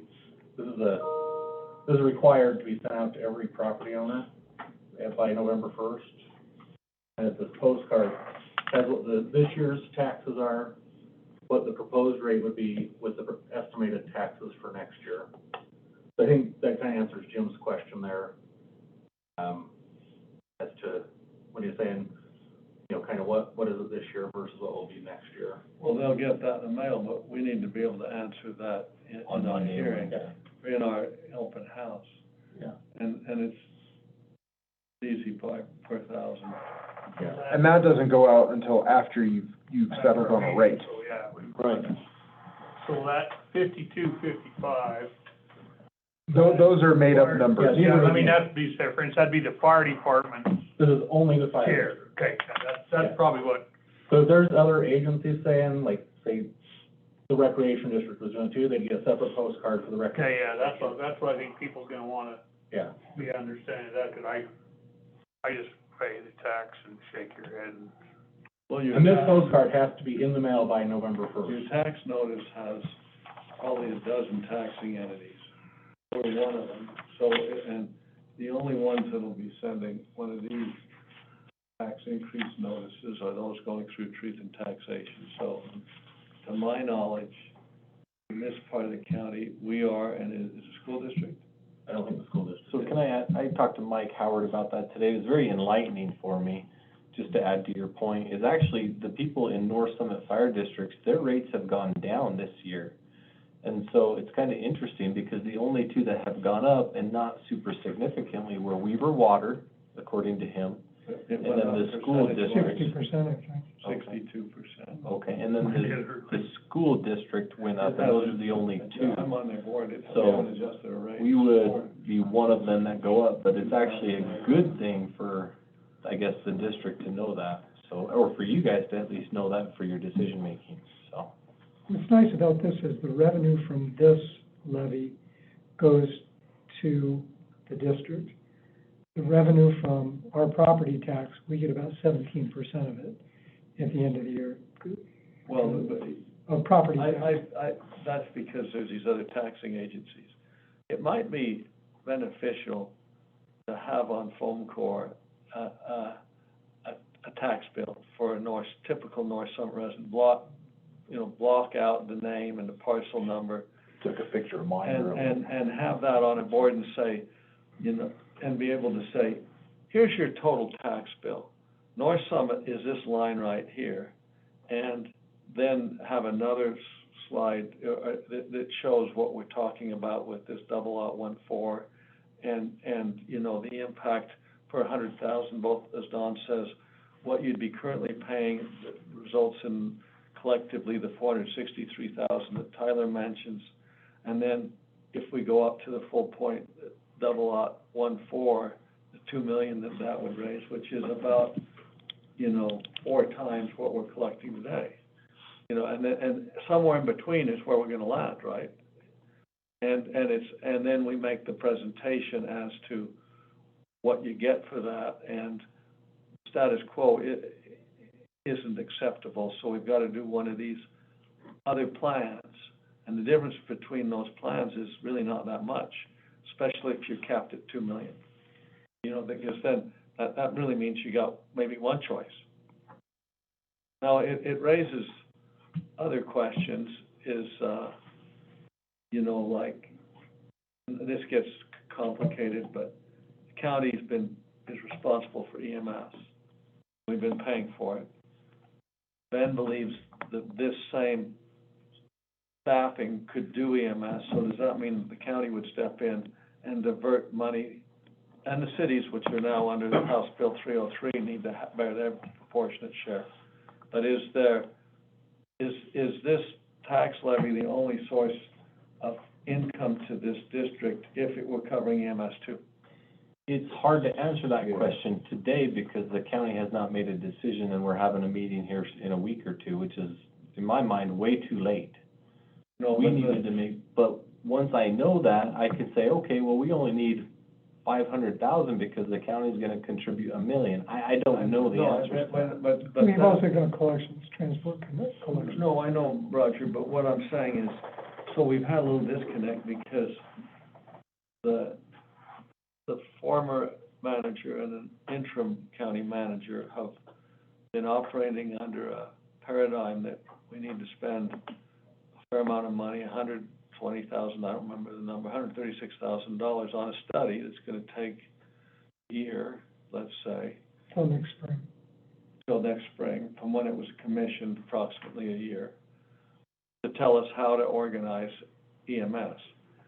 And, at the same time, we have Park City saying, we don't want any of your money, but let us handle EMS in-house. We will live off what we collect, and since our taxpayers are the only ones contributing to our district, if it costs more than we collect, we'll eat it. Because there's a matching of taxpayer with the expense, 100%. In Park City. In Park City.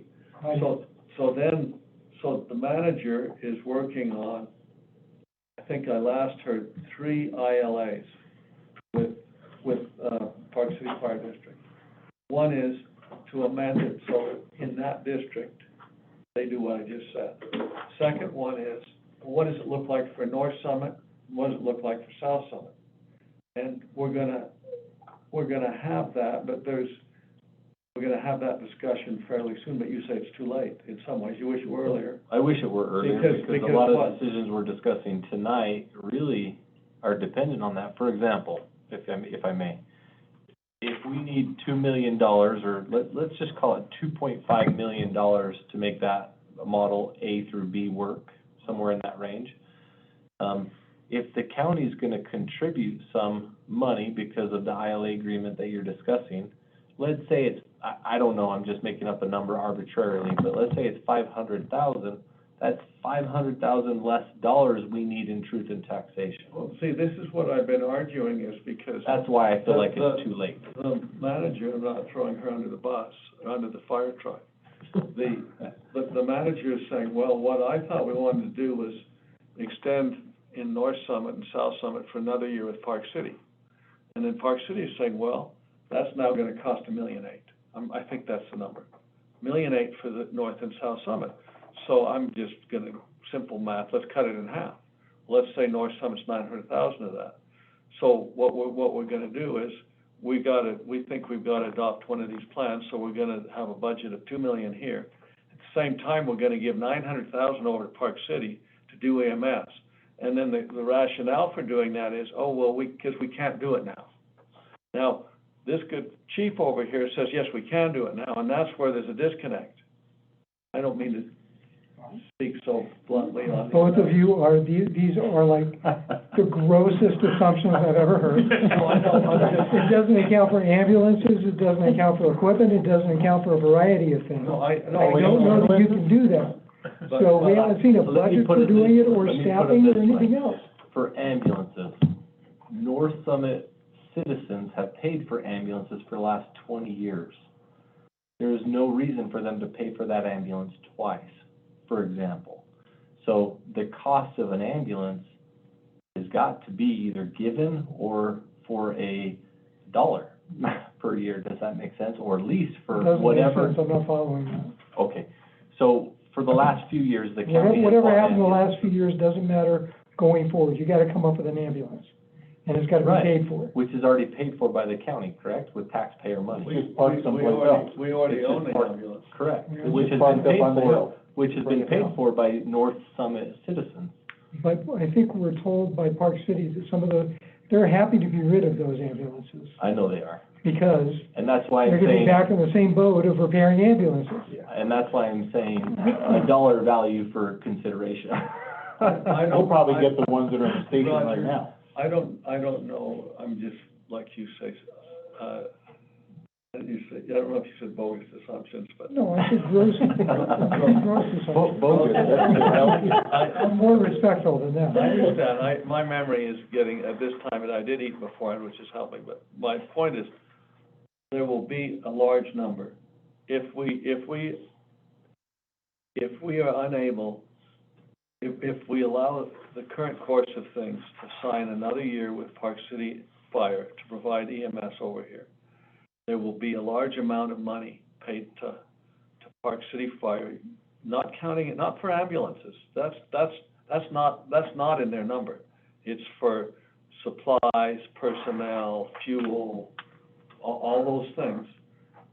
And at the same time, we're gonna be asking citizens over here for a 300+ tax increase, when Ben keeps saying that if we hire the right people, and I saw that 77% of our calls are medical, that it just seems like to me, and I don't know how we juggle this with hearings twice next week, and then, you know, I don't know when it is that Jen is bringing forward these ILAs, but then we have to have a truth in taxation hearing on the, did you say the 1st of October for the council, thereabouts? It's gotta be presented to the council. But that doesn't, In our September 28th. when does it need to be this? Can we say? The council adopts it once it's presented to the council. What day? December. November. So That's the budget process. so we could go in and say, right now, we think absent any intervention on EMS from the county, .0014 is the budget. We go through all of this truth and taxation business. When it gets down to crunch time in November, December, when the county knows better what the ILAs look like, what the real monies are, then whether we really believe you can do it, which we think we do. You keep saying it, you're still smiling in here, and you've done it before. But anyway, that might be a saving grace. But because if it can be, I just hate to see us, I don't want to use the term waste, but by expend a lot of money with Park City if we don't need to. That is. And I think more than 1,000 heads in Colville and Wanship and Hennepin just nodded yes. You think so? I think you could get broad agreement on that one. I know, but if it's bogus statement, then. I didn't say it was a bogus statement. He said it was. I caveat that it could be totally bogus or something else. Well, that's what I'm saying, we just don't have the That's soup yet to look at it. No, I know, but I don't think. That's the hard part. But I don't think we should, everybody wants to say, well, we just want to focus on the fire service. I mean, and all these numbers, it doesn't have anything to do with EMS, but I think that's a mistake. We always talked about No, I know, fire but- and EMS, but then we were Well, told, that's what I'm telling you, everybody says, Please oh, no, don't do that. we got these silos. Had our hands slapped multiple oh, times. yes, both hands I got slapped, and so I took it out of the So write-up. the good news is, we're gonna maybe show the worst case in truth and taxation, and there may be, before it gets finalized at the council level, when we really know what we're doing with these ILAs, it may be better, maybe less increase. Am I speaking out of school here? No, but let's, and we'll get to EMS when we have something to look at.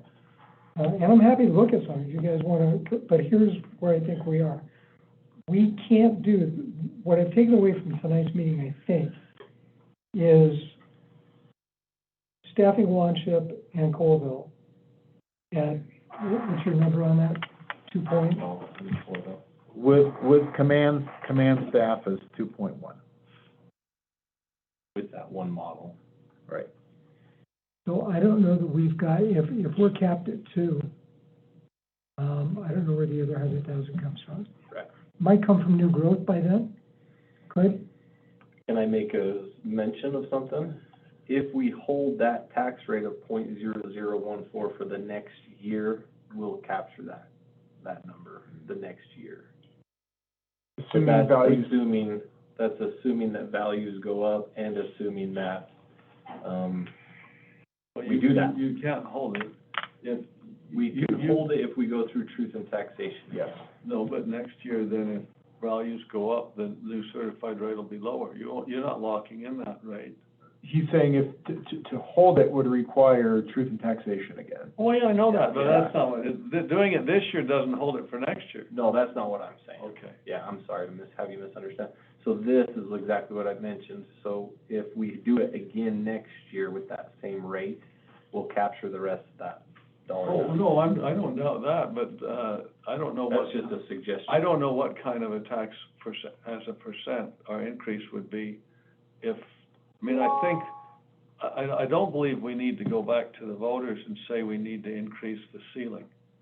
And what you're saying is in 2 years' time, if the past is prologue, we will wind up having a higher assessed value, which would mean a lower tax rate, and we could have truth in taxation and bump it back up against the ceiling.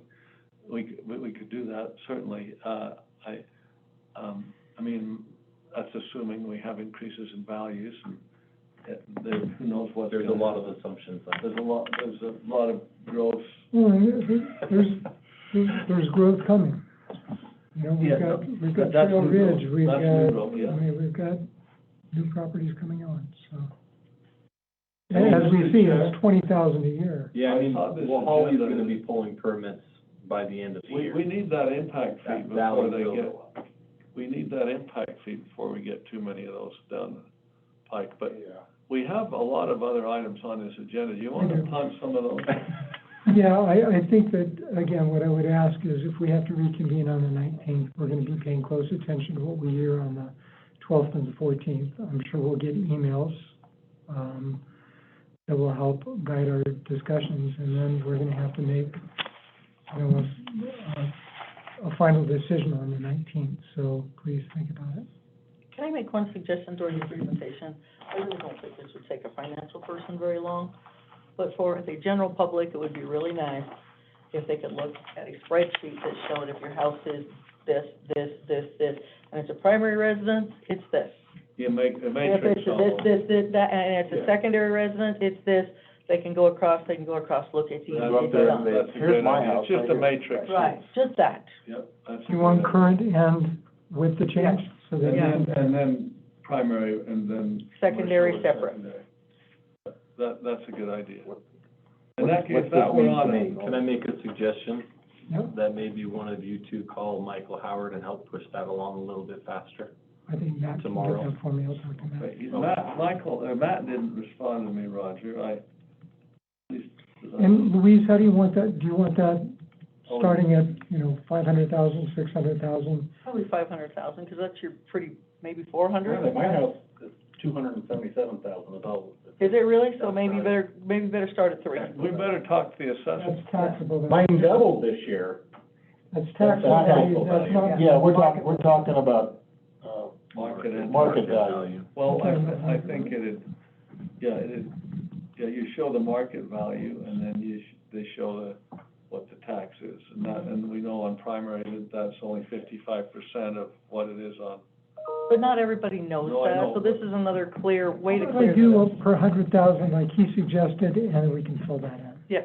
So I think this guy's fingers could do a spreadsheet for us. so- 100,000 will tell it, and everything you want, though, I think. You just multiply it by 5. But it's just a clear way for people to go, I'm here, and I've got this many rentals or secondary houses, I'm here, and I got a commercial business, which is the same as secondary, I'm here, this is what this is costing me. What, I see Annette just sent us a truth and taxation hearing invitation for this Wednesday. Is that's not for anything with the county, is it? No, we actually have several truth and taxation things coming up, From other and taxing we're entities? only allowed to do 2 per meeting, I I believe. see.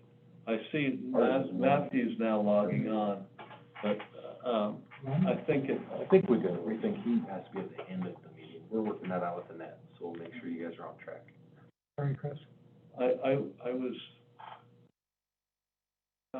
I've been up since about 4 this morning. I'd like to. I wish you'd call me, I was up at 3:30.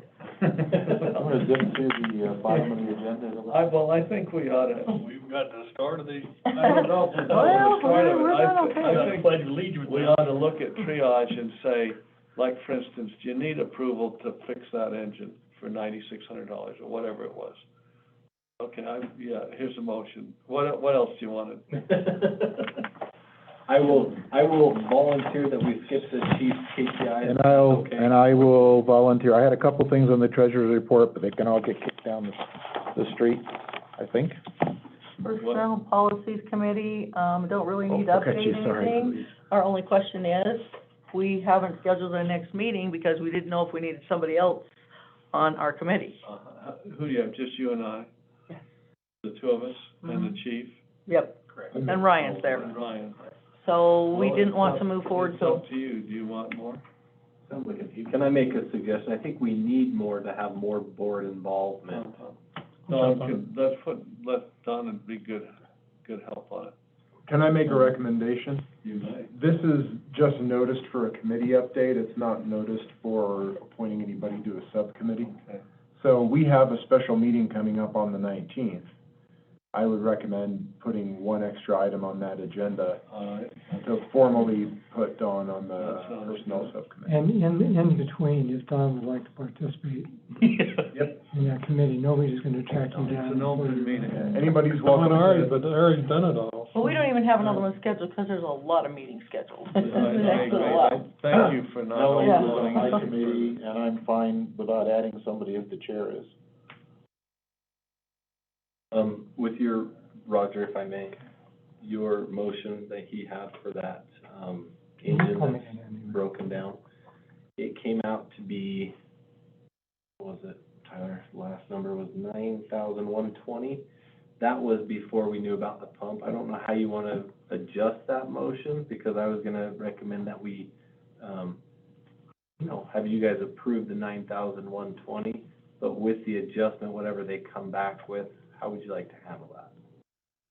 I think I'd Authorize you up authorize to a you, limit. yeah, I'd say That's what I authorize you up to $15,000 and get the job done. I'd make it 20, I think it's gonna be 20. expensive. Oh, my At what point do you, I can always just reach back out to you and say, hey. no, this but I was is gonna say, at what what it's point do you get something else?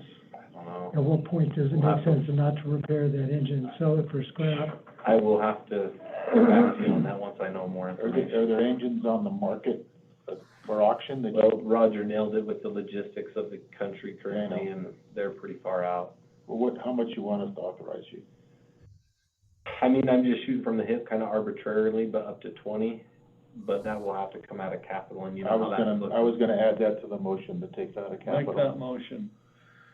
I'd like to authorize the chief, up to $20,000 to fix engine, is there a number? 23. Engine E23, to be taken out of capital. I'll second that. Ari seconds it. Motion by Mike to authorize the chief to spend up to $20,000 to complete the repairs of the Siddons Martin, engine 23. Siddons Martin bid to fix it, and, Jim, seconded that motion. All those in favor say aye. Aye. Any opposed? Respectfully, I'll get back to you guys. Okay. Mutual aid agreement. Do we need to do that While tonight? we're voting, you want to knock out the minutes too? No, We need to get that done. we can leave the minutes. So, The mutual aid is a red line of what, the changes we asked for before, aren't they? yes, Yes. I thought it looked good.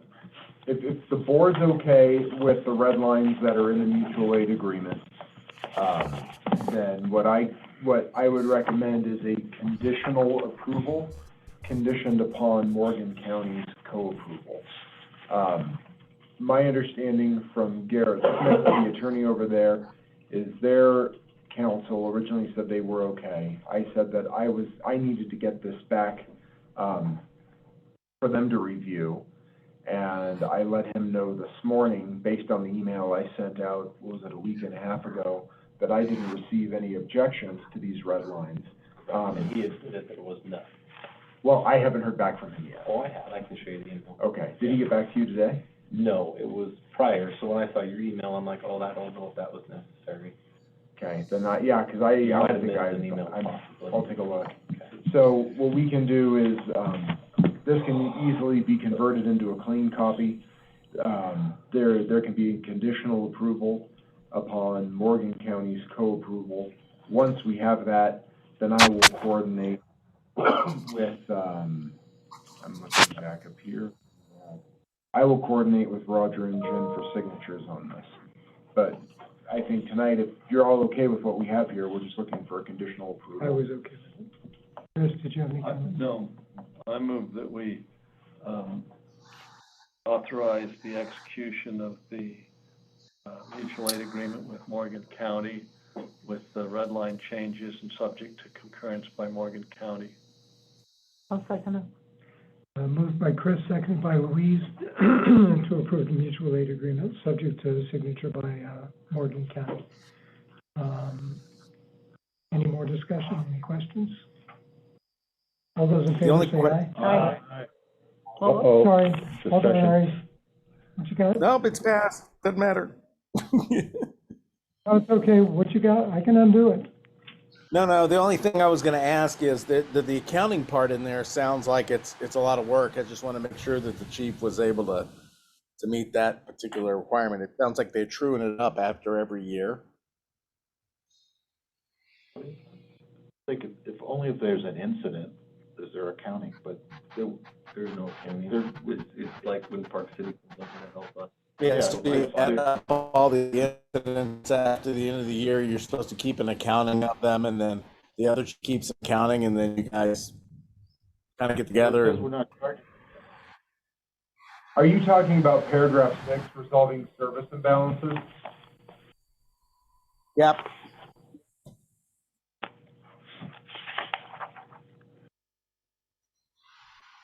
We can do that, but there probably won't be any.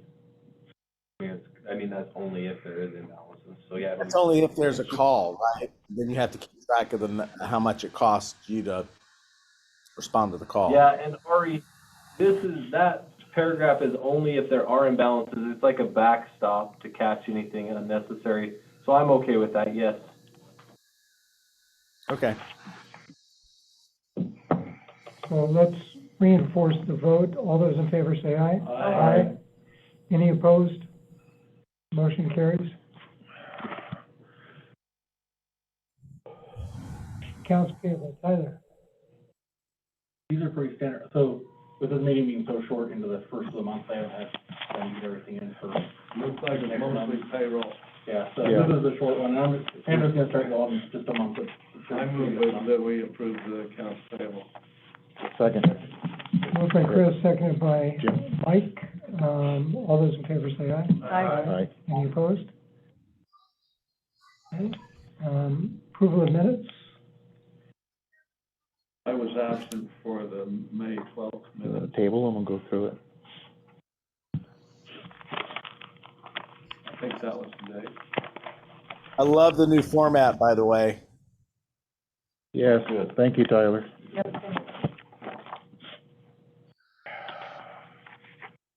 The only thing, if you do them on the July 14th, I did forget to format them, so they're out of order. Just that formatting change. I realized that today.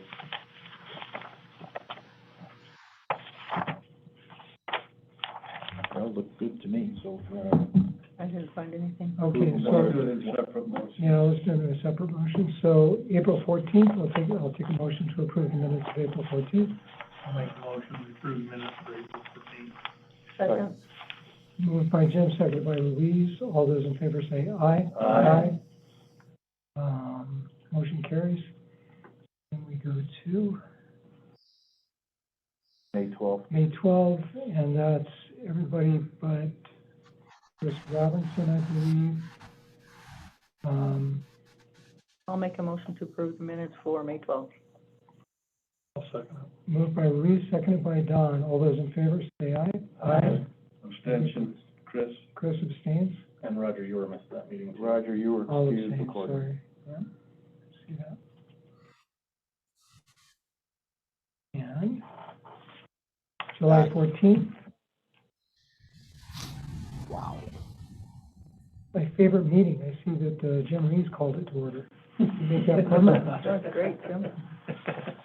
Entertained a motion? I'll make a motion to approve the minutes of July 14th, 2022. I'll second.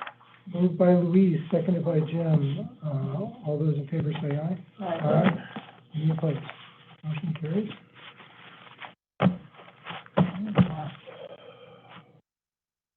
Can we just make sure we know the dates of the upcoming meetings and I have Do them we correct? know what we need to do between now and Monday and who's gonna do it? 12th, Monday at Ledges, 6 o'clock, I believe, correct? 6:30. 6:30? 6:30, yeah. 6:30 is the kind of the meet and greet with the posters. I'll be there answering lots of questions to the public. If the board wants to be there answering any questions or be available to the public, you're welcome to, but, I'm happy to play any role you'd like, I will be the one. Oh, you will be, I thought you were gonna be You're missing. doing most of the No, prep, I'm chief, you from got enough time to do it? we're I'll gonna. be here Monday. I will not be Ferrari there on Group Monday. is helping us, Derek's group is helping us heavily, and then, I think we'll be on track. So if you wanna show up for 6:30, great. 7:30 is the actual, Presentation. questions. Yeah, formal presentation from. This is odd. Why Yeah, is this that- in this I format? just noticed that. Formal presentation is gonna be from about 7 to 7:30, and then 7:30 to 8 will be a Q&A that Roger and I will be there for. We got a typo But Mike in there. is not. Yeah. We got a typo in there. I see it, Let's get that fixed. okay. We're going backwards pretty quick on that. But regardless, it starts at 6:30, so. Yes, Derek, will be. The Q&A will be, Roger and I, unless you want a third board member there. Because Mike will be out of town. I'm gonna be, anybody that wants to show up, I'll be there. I mean, like, up at the table, answering any questions you may have, or they may have. Um, Do you want a third? Who's Or a giving the second? presentation? Ben? I guess I am. Because you're out of town. I'm out of town, I mean, I'm in Yellowstone, I can drive back if it's. be available? Yeah, that's fine. I'll be up there with Roger, that's fine. And Roger, I'll be in the audience if you want me to say anything or okay. need me to pin. We'll have hit. Michael Howard also fielding questions for taxes. That will help. That's the name of the game. Right. Okay, are we ready for our favorite motion? I think we are. I just have one more Wait, wait, question. wait, sorry, 12th and 14th, and then the most I know important better. meeting probably that we have is the 19th. Correct. That's when we have to make a decision. How am I gonna get the correct copy so I can publish it? I'm We'll emailing get to Derek that. right now. Derek's actually listening, he'll probably get this. And we only have one thing on the agenda on the 19th, right? I'll get you one. Okay, thank you. Our next meeting is on the 19th, right? Correct. That's Yes. gonna be, that has to be the motion. So the 21st meeting is gone, So I'll right? be there on Monday night, We had a backup Oh, 20, but I will not on Wednesday. On Wednesday. That's. So you want 7:30 as the presentation, is that what you're hoping for? Or 7? 7, because 7:30 we'll start doing questions. I hope I got that right. we're gonna, 6:30, 7 o'clock presentation, 7:30 question answer, hopefully be So done by. that should be 7 to 7:30. Yeah, yeah. I think they missed a little number there. It should be like, it should say 7. So. I move adjournment. I'll second it. All in favor? Aye. Very good meeting. I'll see you Monday. Jumping ahead of you there, Roger. Yep, you too. Well, sometimes it takes people to rescue me from myself. All of us are that way. So